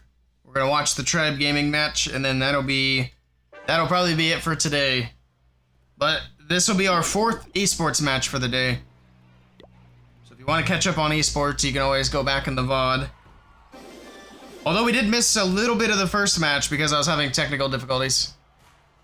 Am I doing bases today? I'll tell you what, we got some downtime right now. If you want to go ahead and post your player tag, we'll take a look at your base. But we're only looking at your base today, nobody else. Because if we get started in a trend where we get, you know, 5 other people that want their base looked at, then we might end up going over time. Let me do one more attack here, and then once you get your tag in the chat, then we'll take a look at your base after this hit.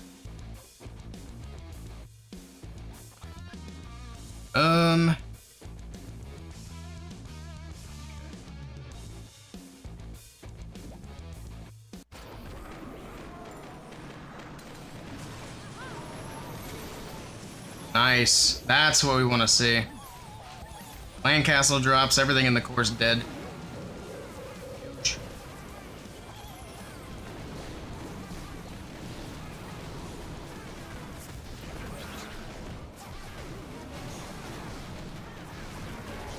There, distract these heroes. Getting everything in there.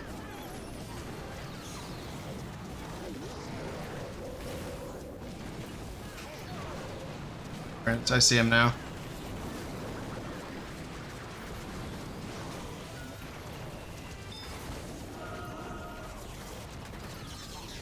I hang on to these totems until everything else gets to the back end. Not a lot over there right now. Prince ability gets wasted. Nice. Just trying to hang on to it, but oh well.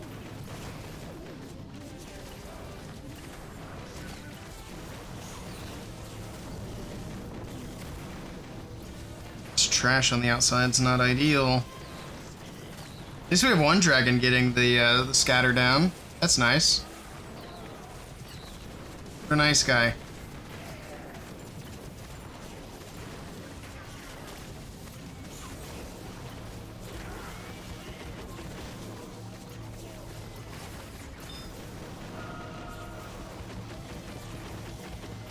This goes off. Very annoying. But not a big deal. Totem in. Revives the prince. Revive the queen. As we can. GG! Bono versus Duke is so bad. Eh, it's fine. Alright, we're at 43 minutes on battle day. You think you're going to upgrade the town hall soon? Alright, let's take a look. And I think after this we need to switch back over.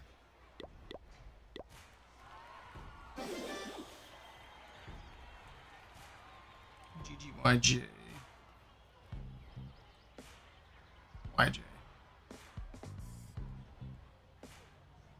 Seer.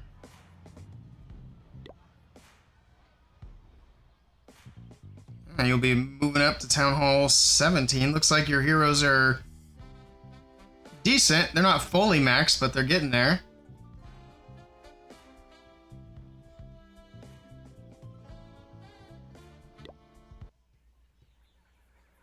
I mean, I'd say if you're ready for Town Hall 17, I'd go for it.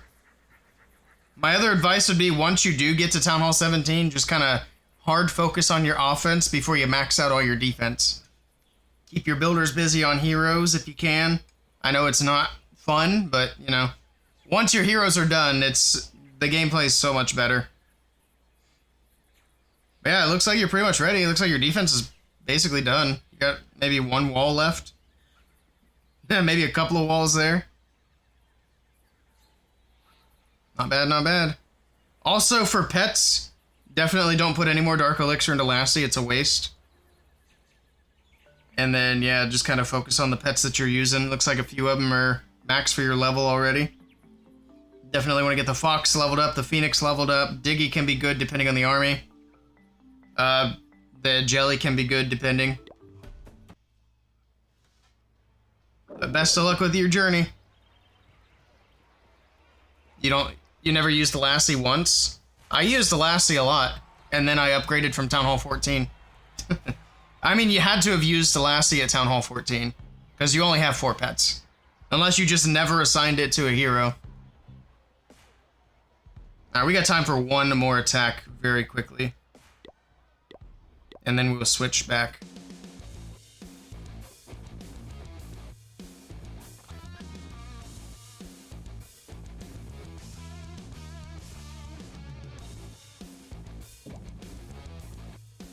If you'll go from there to there.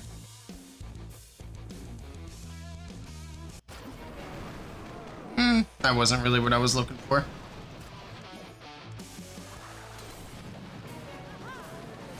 It's alright. I don't think it'll matter much.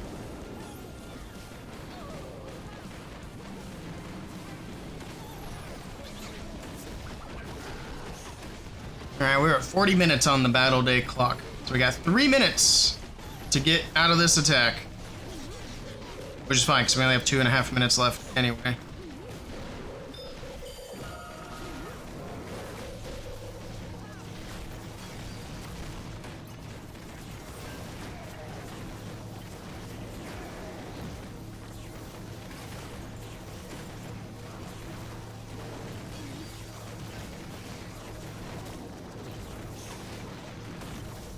That dragon to die, so my Duke has his boost. Go. There we go.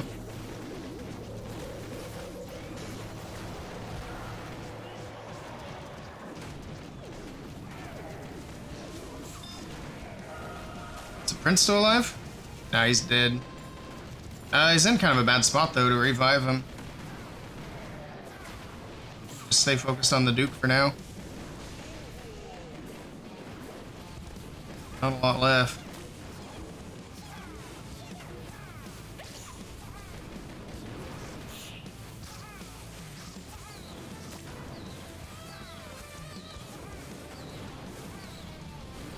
"38 minutes. Got 1 more minute."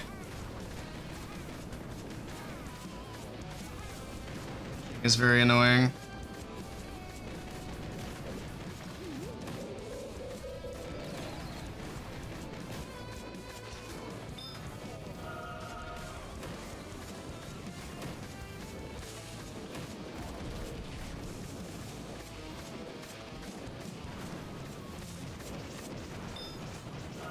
If that was a good call or not.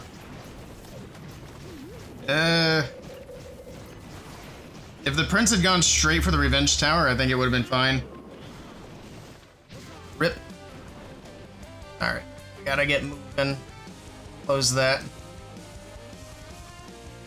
You were a lower town hall at the time, then you rushed a bit to get the good stuff. I see, I see.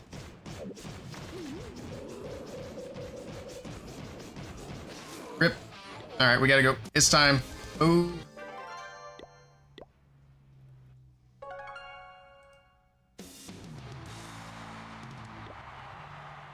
Alright, just in time. We got a few seconds before the first attack window is open.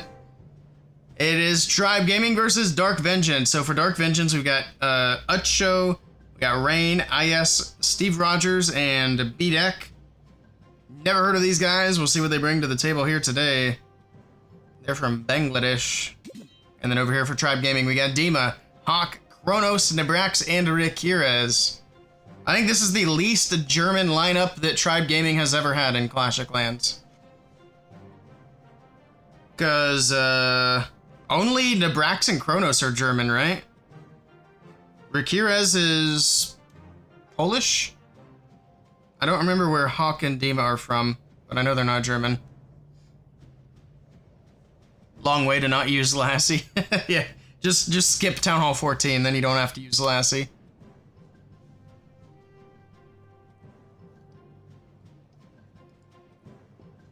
Alright. Whenever they're ready. Actually, about to be late. There we go. Nebrax is in. I was gonna say, he's running out of time. He was waiting for us. That's fine. We've got no new equipment on the Duke. And it is gonna be... It's gonna be a Hydra. We don't see a lot of Hydra. This is the first time that I've seen Tribe Gaming in action in quite a while, so... Also the first time I've seen them with their new roster. It's not even really a new roster anymore. That's how long it's been. That's their new roster for this year. Go. What's he waiting for there? There we go. We got the Nuke in at the top side of the base. We got to totem in to tank some damage. Monolith straight away is going to be a little bit of a headache here.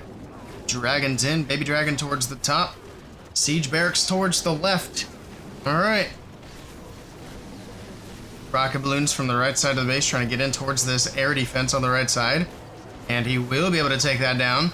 Early Warden's ability for the Dragons as they make their way in. He's got the Rage there to get through the long shot. Hopefully get through the gear tower as well.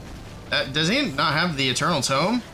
He does have it. Why does it seem like all the Dragons just died right there through ability? Oh my god, his Dragons are gone. Holy cow, his army just vanished on the left side of the base. Yikes. That's not good. Still got so much base left to go and so little army to do it. Down goes the Fire Spitter. He's got one dragon left. He's got his super minions out of the CC. Minion Prince moving into the core of the base. There's a Seeking Air Mine, though, to force his ability. Now we got the Revenge Tower to deal with. So's the Barbarian King. He hasn't even sent into the base yet, which is an interesting choice. Oof. Big swing and a miss for Nebrax and for Tribe Gaming to start off this match.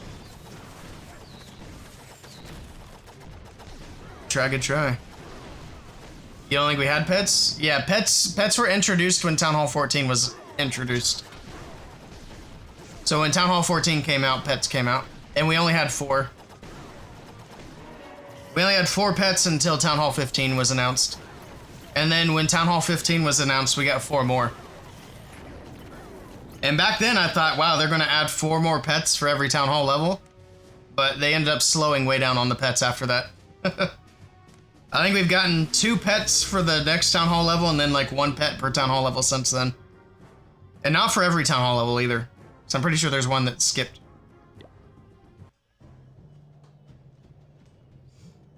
That was a rough start for Tribe Gaming. 72% for Nebrax. Big defense for Dark Vengeance. Let's see what they can do on offense. Yeah, that was crazy how his army just disappeared. It's like a magic trick. Now you see it, now you don't.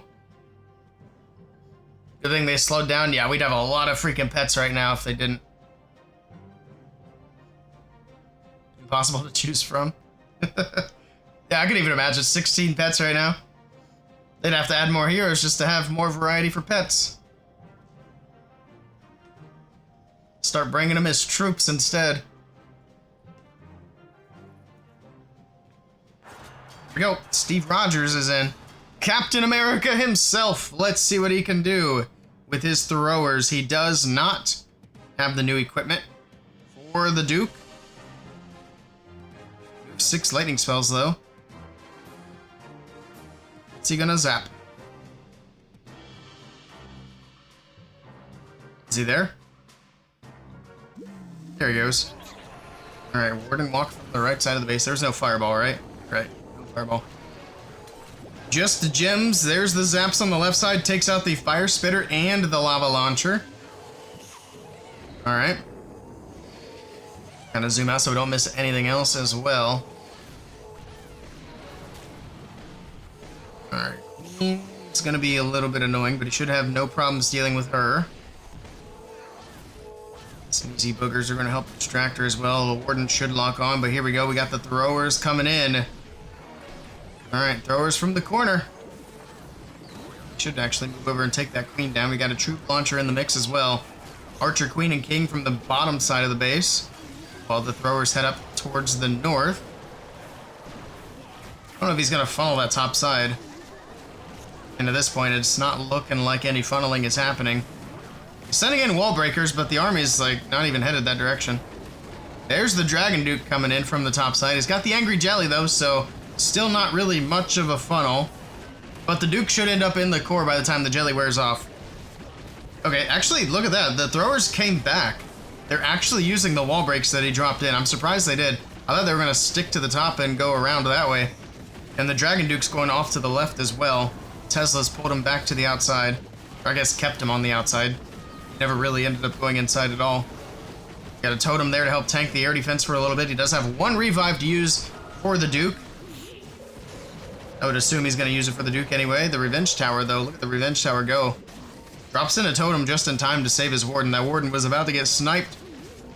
They need to get the Revenge Tower down. It's still hanging in there. Alright, there they go. Finally moving back in to target the tower. Takes it down. He still ends up losing the Warden. Storage is to the top side. To the Builder Hub, but I mean, there's still so much base left. There's no way it's going to be a 3-star. It's going to be a defense for Tribe Gaming. However, I think the percentage might end up being better here for Dark Vengeance. We'll see. For now, the throwers are going to get stuck on walls, so maybe not. What was the percentage on the last hit? 70-something. He needs the torch here. Torch would have been a good call, yeah. Revenge had a grudge against the Warden. Yeah, he dropped in the totem, got it off the Warden. They went through the totem and went back to the Warden. With all the throwers there. 78. So it's definitely better percentage, but when you're playing against a team like Tribe Gaming, you really aren't trying to play the percentage game. So this is a missed opportunity for Dark Vengeance. Actually, how high is Tribe ranked?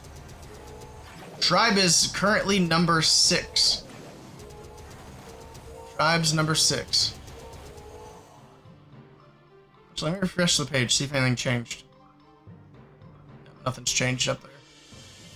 Nice try to Steve Rogers. He didn't funnel? Yep, typical thrower attacker. Just spray and pray, baby.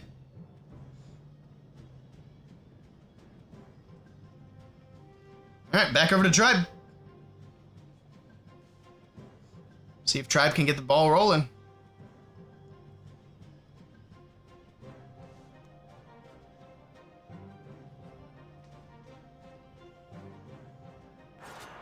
Go, it's Hawk with the next attack. And he is using the Star strategy. So he's bringing in the Dragon Riders with the Inferno Dragons, and he's bringing the backpack. So we get to see the new equipment with him as well. There we go, the Earthquakes are in, the Giant Arrow, and where's the Duke? There he is, flying across the top side of the base. Down goes the Clan Castle and the defenses around it. Alright, nice little opener here. Queen and the Duke on the left corner and the Siege Barracks, and then we got the Dragon Riders from the top side with the Inferno Dragons in behind to do the cleanup. Also had an early Lava Hound there, which pops over the air defense, pops the Warden's ability. Get these early Dragon Riders healed back up. They took a bunch of initial damage, pushing their way into the base. Dragon Duke's still off to the left, a little bit of cleanup over there with the Lava Pups. And now that the Pups get nuked, gonna have his boost back again. Alright, it's got the overgrowth on the backside. Covers up the scatter, the air defense, and the multi-archer tower. Rocket balloons from the right side. Actually finding, look at all the traps, my goodness. And the Skelly spell to try to distract the monolith. It's not really doing much right now. Actually, I can't even tell what the monolith is trying to hit. Troops are still slowly but surely pushing their way through. He still has a freeze, a totem, and a revive to use. He also has a headhunter he could try to sneak in here. He might have forgotten the headhunter was there. Gonna use it for cleanup instead. And this is absolutely crushed. Beautiful attack from Hawk. He's still crushing bases even at Town Hall 18. Nicely done. He's got so much stuff still up. Yeah, Hawk is really good. It's good to see that he's still doing his thing. And with a better team now.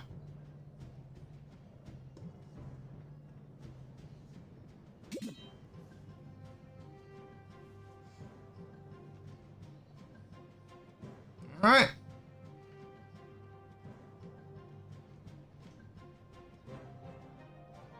Back over to Dark Vengeance.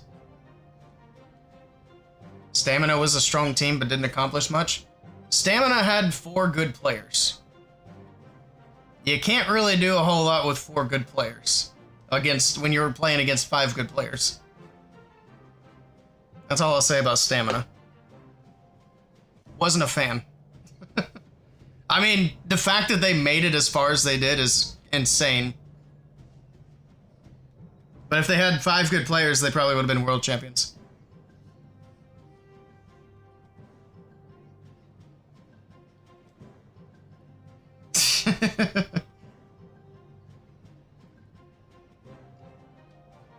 I'm not throwing shade, just look at stats.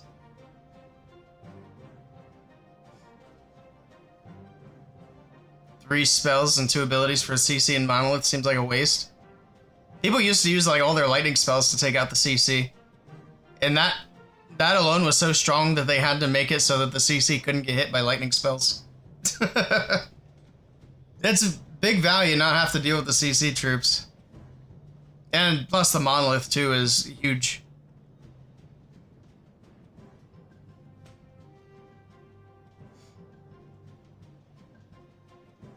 Alright, Dark Vengeance, wakey wakey! You got a triple! Here we go. They finally woke up. He's got 5 lightning spells, 2 quakes, no backpack. Okay. Warden walk, any fireball? No fireball. Just zaps. What's he gonna zap? I would imagine. I actually don't know. There it is, okay. Gonna go for the multi-archer tower, the poison tower, and the fire spitter on the left. Okay, decent.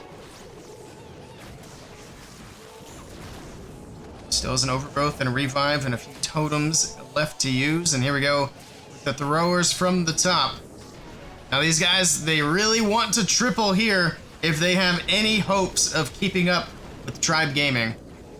A triple here gets them, or keeps them in the lead on percentage. But anything less, and Tribe Gaming take the lead on stars. Man, look at these throwers. The healers stayed over to the left, and this whole group of throwers are just obliterated. Yikes. And just like that, the army is gone. I mean, that might be a little dramatic, but for the most part, the army's gone. The throwers on the left are not doing so well. The throwers on the right got nuked because they had no healing. Now he has literally 2 throwers left. And they hang in there. He's got a druid on that one on the right. And down they go. And look how much base is left. So I think it's safe to say this is not going to be a 3-star. Nice try to Utshow.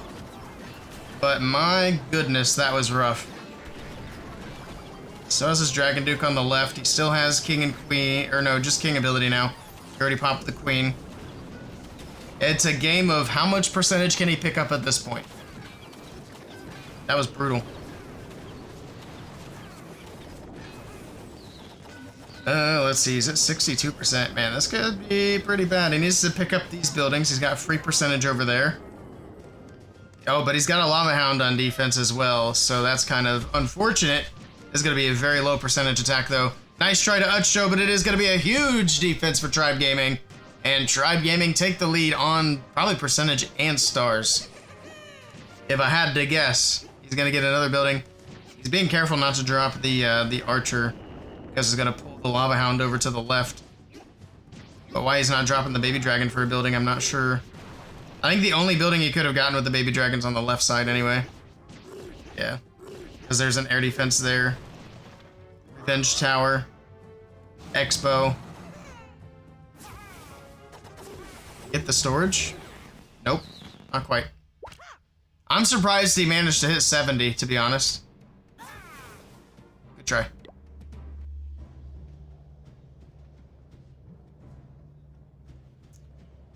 Not looking good for Dark Vengeance now. I mean, they're only down a star in percent, but if you're trying to beat Tribe Gaming, you don't want to be down anything. You gotta start fast and keep tripling. But back over to Tribe. I mean, they could still get a crazy defense.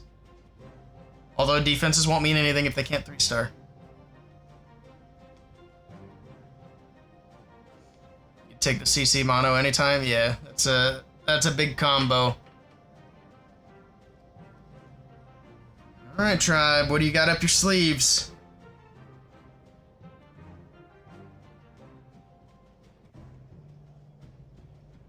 What was the team that Max ended up going to?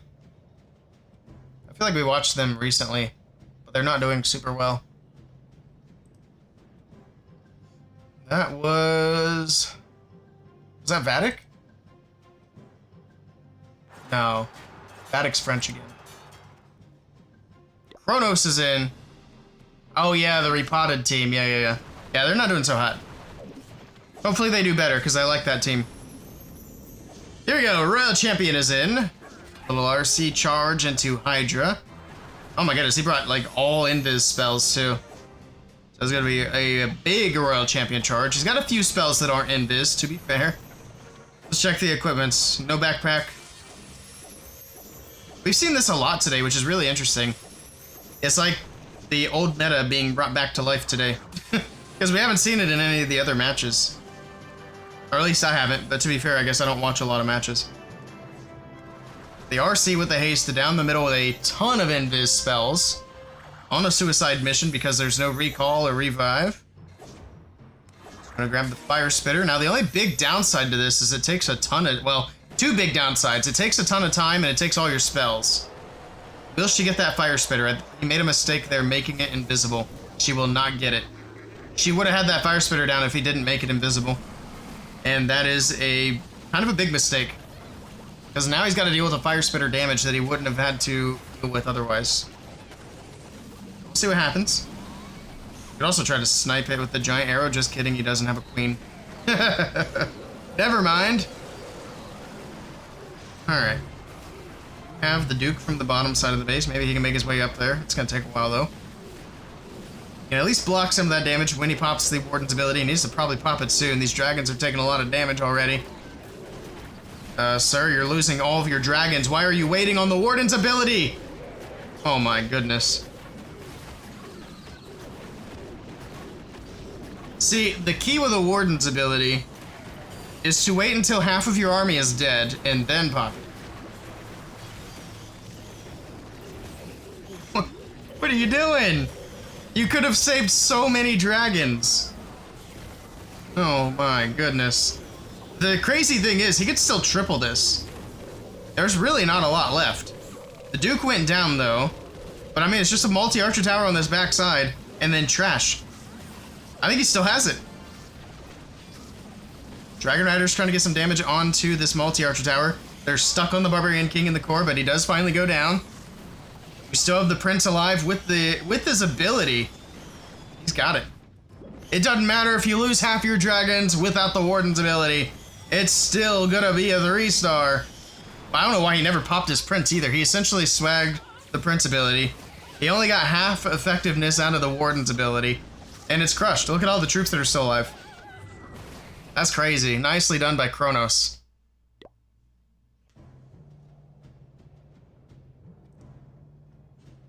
I'm gonna be honest, I also forgot that I was watching Kronos at the time. Otherwise, I would have even questioned it. I thought we were watching Dark Vengeance attack. Oh, man. That was a nice hit. I don't know how it went through like that, but it did. I could learn a thing or two by watching Kronos.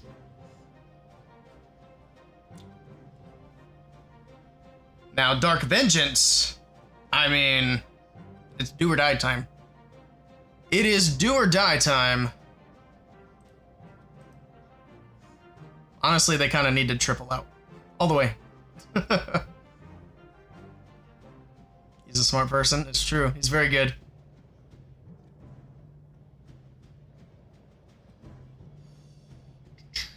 Where did that go? There we go. I found it. Alright. Whenever they're ready, Dark Vengeance.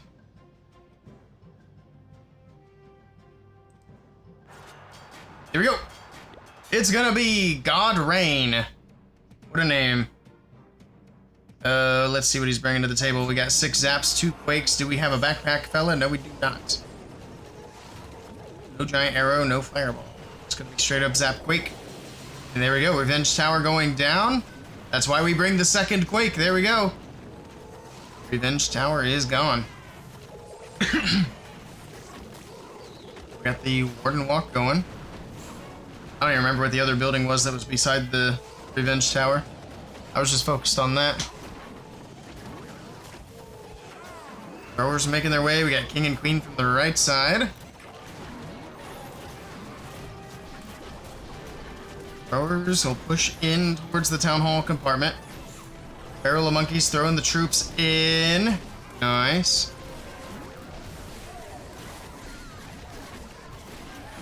Everything's kind of stuck. And they're still slowly pushing their way in. Man, I hate it when these thrower armies do this. They just kind of get stuck at the entry. And then they take a lot of damage from whatever they're stuck on. Or the defense is surrounding. Luckily this time though, unlike last time they got stuck in one of the previous attacks, he didn't lose all of his throwers. They're still alive, they're still pushing through. So slowly but surely they're making their way. We got a little over a minute and a half left. Queen has popped her ability on the right side of the base. Looks like the king has already gone down over there. Trying to get through some of these buildings. Giant doing some tanking. Now when I look back to see the progress that the throwers are making, who did the magic trick? Who snapped their fingers and got rid of all the throwers? Brother, this is a 1-star. Uh-oh. That Warden's trying desperately to hang on. Can the booger save this attack? Sneezy's gonna take down the builder hut. Make a booger. Is the booger in range? Oh, it gets right in range. We got an ice golem. We got archers. We're trying desperately to do something, but there is nothing he can do to save this attack. It's a 1-star defense for Tribe Gaming, and that's pretty much game over for Dark Vengeance. There's no coming back from that. There's no coming back from that. Halfway through the attacks, and it's game over. Good try, though. Good try, good try. Minus 15k Esports. Who are these guys? Death, Perry, Layover, Hog, and Mo. I've never heard of a single one of these players. And yet they're at the bottom of the leaderboard. But they're on the leaderboard. They don't have any real notable wins, though.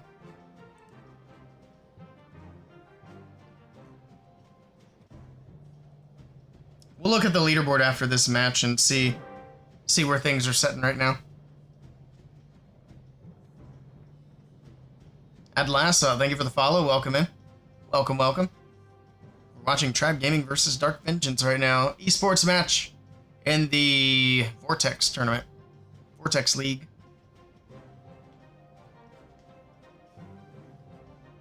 I knew a player named Vortex who was, he had started streaming. I don't know if he kept streaming or not, though. He was with Golden X. I don't think that he's related to this tournament, but it reminds me of him. He was a nice guy. We talked a lot, and then as soon as I left Golden X, he never messaged me again. So, rip. Just got back into the game after years. Nice. Welcome back to Clash. Oh, I'm missing the attack. It's Dima. It's Dima. Okay, he hadn't actually started yet. We got it just in time. I don't know how long you've been away from Clash, but there's been a lot of changes in the last couple of years. A lot of things have been added. There's a couple of zaps in the core. I think he just zapped out the crafted defense. Alright. Does he have the backpack? No. He would have already been doing it. Standard stuff. He does have the stick. The Barbarian King horse equipment. There we go with the throwers coming in from the bottom side. There's the Barbarian King to the left. A Skelly spell to help distract the monolith, or at least try to. Totem as well. Throwers will be able to reach the monolith with no problem. I think they're going for the Lava Hound for now. Okay, that's going to distract them for a little bit. King's making his way on the left side still. Popped his giant gauntlet, so he's big. On the outside of the base. Where'd that balloon come from? What the hell was that? Does he have a troop launcher? I guess so. It was just a balloon, though. That was super weird. It, like, just spawned out of nowhere. Alright, rocket balloon over the top. Look at all those seeking air mines it's pulling up. That's perfect. That's what you want to see. Keep these healers nice and healthy. Down goes the long shot. Throwers still making their way through the middle of the base. Queen still going on the outside. She's got a druid over there to help heal her up. Alright, so far so good. We got to get this revenge tower. We got an ice golem in the mix from the troop launcher. It'll help freeze things up. Looks like he had a second ice golem. I didn't even see that one. But there's the second one. Back-to-back freezes. Now they got to use this opportunity to get through this revenge tower before it goes crazy. And down it goes. Still has the Duke ability and a couple of spells. Also still has a headhunter, but I don't know if he can get it in there with the multi-inferno and the cannons. I don't think he's going to be too worried about that at the moment. And Queen are both down on the left side. Duke still rolling, pops his ability. That's going to stun. He should have done the headhunter with the stun. That would have helped actually get it to the prince. But down goes the prince. No worries there. 45 seconds. He's got a baby dragon he can use for cleanup. He's gonna get that multi-archer tower distracted, though. At least tanked. Okay, he's gonna go ahead and send it on the top side. Gets a good call. 30 seconds, not a lot of time to work with here. I don't think he needs to revive the Duke. I think he needs to go ahead and revive the Queen to help with cleanup. And that's exactly what he's gonna do. There we go. We need to get this multi-archer tower down, and there we go. Perfect. Get through the storage here on the backside of the base. She's actually going to go down. I'm surprised. I thought she was going to stay up longer than that, but she gets the storage. But only 5 seconds. It's going to be a time fail for Dima. 1 second left, and it's a 98%. So close. Dang. I thought he had it there. Nice try, nice try. Hey, Pinball, welcome in. Oh, Pinball came with a raid. Thank you for the raid, Pinball. Much appreciated. I hope you had a good stream. I thought I heard something during that attack. W raid, I agree. You quit when Town Hall 14 was the highest? Oh boy. Yeah, you got a lot of changes. A lot of changes since then. Lots of new pets. I don't even think we had hero equipment back then. So you got all the hero equipment to deal with. Sorry to hear that, but you'll get it caught up. How's yours going? Stream's going good. Can't complain. Here we go. Next attack from Dark Vengeance. They can't win the match at this point, but we'll see if they can get some triples on the board. We'll see how they do. In the meantime, let's get Pinball a shout out. We're really just focused on the Tribe Gaming attacks now. No offense to Dark Vengeance, but their attacks are... they have worked.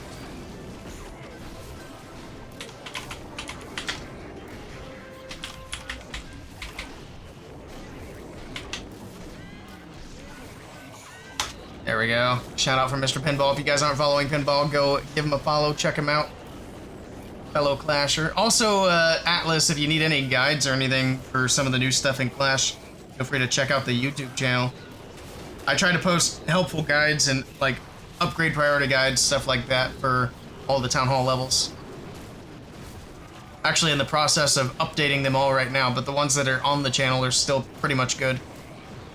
Minus, like, 1 or 2 things here and there. But hopefully by the end of April, we'll have them all caught up. Or at least nearly all caught up. How's this attack going? It's not looking too bad. It's very risky. He's going opposite the Town Hall. But I mean, at this point, why not? Just run it at this point. It's not like they're risking anything. Did he drop a rage there for the Skellies? Was that... yeah, there's no way that was a defensive rage. Unless it was a Super Valkyrie out of the... that might be a Super Valkyrie rage. Out of the log launcher. Looks like the Duke's gonna move in and take the Town Hall down. No, he's not. He doesn't have a revive. Ah, he has 1 star. Good try to... ah, yes. Good try. Here's this if you wanted to check it out.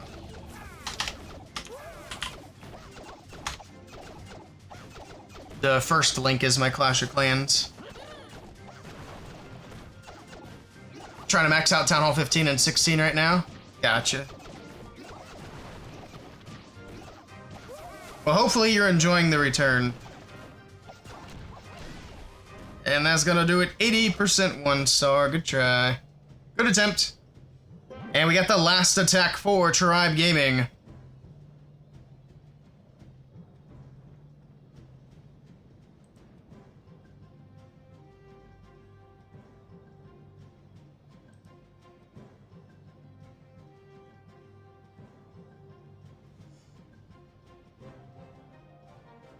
Whenever they're all ready. Or actually, they've got to wait until the 5.5 minute mark. So they still have 30 seconds before they can go in. So they got a little bit of time to wait here. Must have been a quick attack on the last one. Got a little extra downtime than usual. Just a little extra.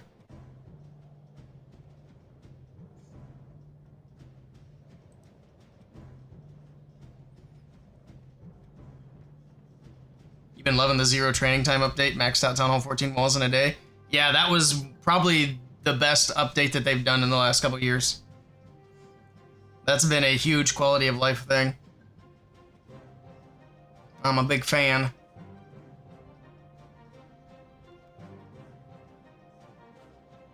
Alright, there they go. Rikirez with the last attack for Tribe Gaming. He's coming in with the throwers. Is he doing any shenanigans? He's got the Dragon Duke with the backpack. No giant arrow, though. Okay. Sure he had a backpack? No, he didn't have the backpack. I'm seeing things. I want him to have the backpack, but no, I imagined that. Oh my goodness.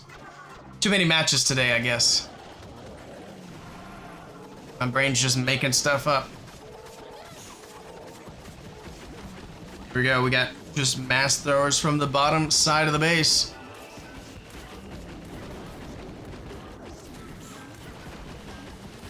Throwers moving in, Queen's ability straight away. Gonna be a big old spam attack this time. I was hoping they'd try to do something a bit more fancy. I had my fingers crossed, but no such luck this time. You always had to stock up on training potion, so it's nice. Oh yeah. Honestly, I even forgot about the training potion. Completely forgot that was a thing. But yeah, you could just do attacks as much as you want now without having to worry about it. The only thing you might need is Clan Castle, but honestly, you don't even need Clan Castle for farming. It's so easy to farm. You should touch walls too.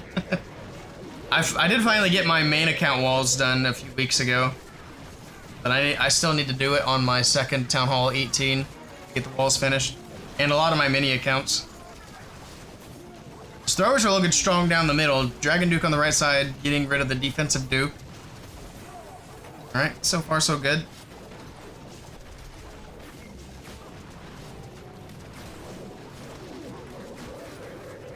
Probably just end my recording if I use this for a video. Well, I'll keep it on so I can show the final score. These last couple of attacks, I don't expect anything too crazy. Hero's just going for a super safe strategy here. Nothing fancy or fun. Boom, down goes the Royal Champion. It's a triple. It's a 3-star regardless. I mean, as long as... Actually, it might not be because the throwers might not have enough time. He doesn't have any cleanup on this left side, except one wizard, which is going to go down to the bomb tower anyway. Yeah, I think this is a time fail. Rip. Doesn't matter. They still win anyway.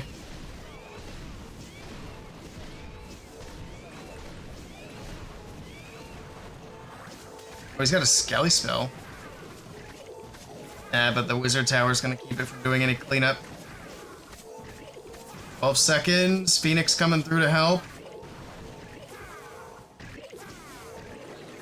5 seconds. That's going to be another 98, isn't it? It's another 98 for Tribe Gaming. That's their second one. A smelly spell. Hey, Rhonda made it. Welcome in, Rhonda. It's good to see you. I was being asked where Rhonda is. I was like, I don't know. I don't know where Rhonda's at. Hope you're having a good Friday, Rhonda. We should have a smelly spell. It could just be a spot on the map where the troops don't go. Because it stinks. Making squash waffles. That sounds good. I don't even know what a squash waffle is, but I like waffles and I like squash. So it can't be bad.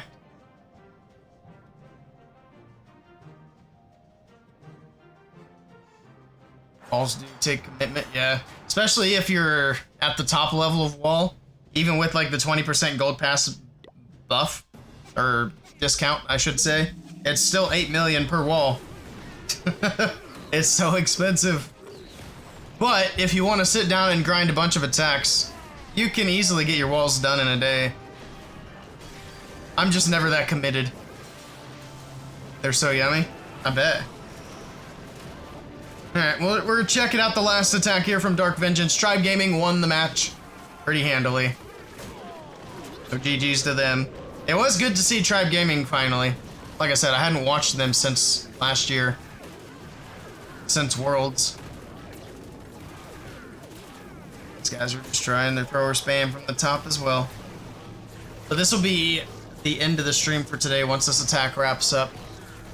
We did a pretty decent stream though. A little over 3.5 hours. We did 4 matches on Esports.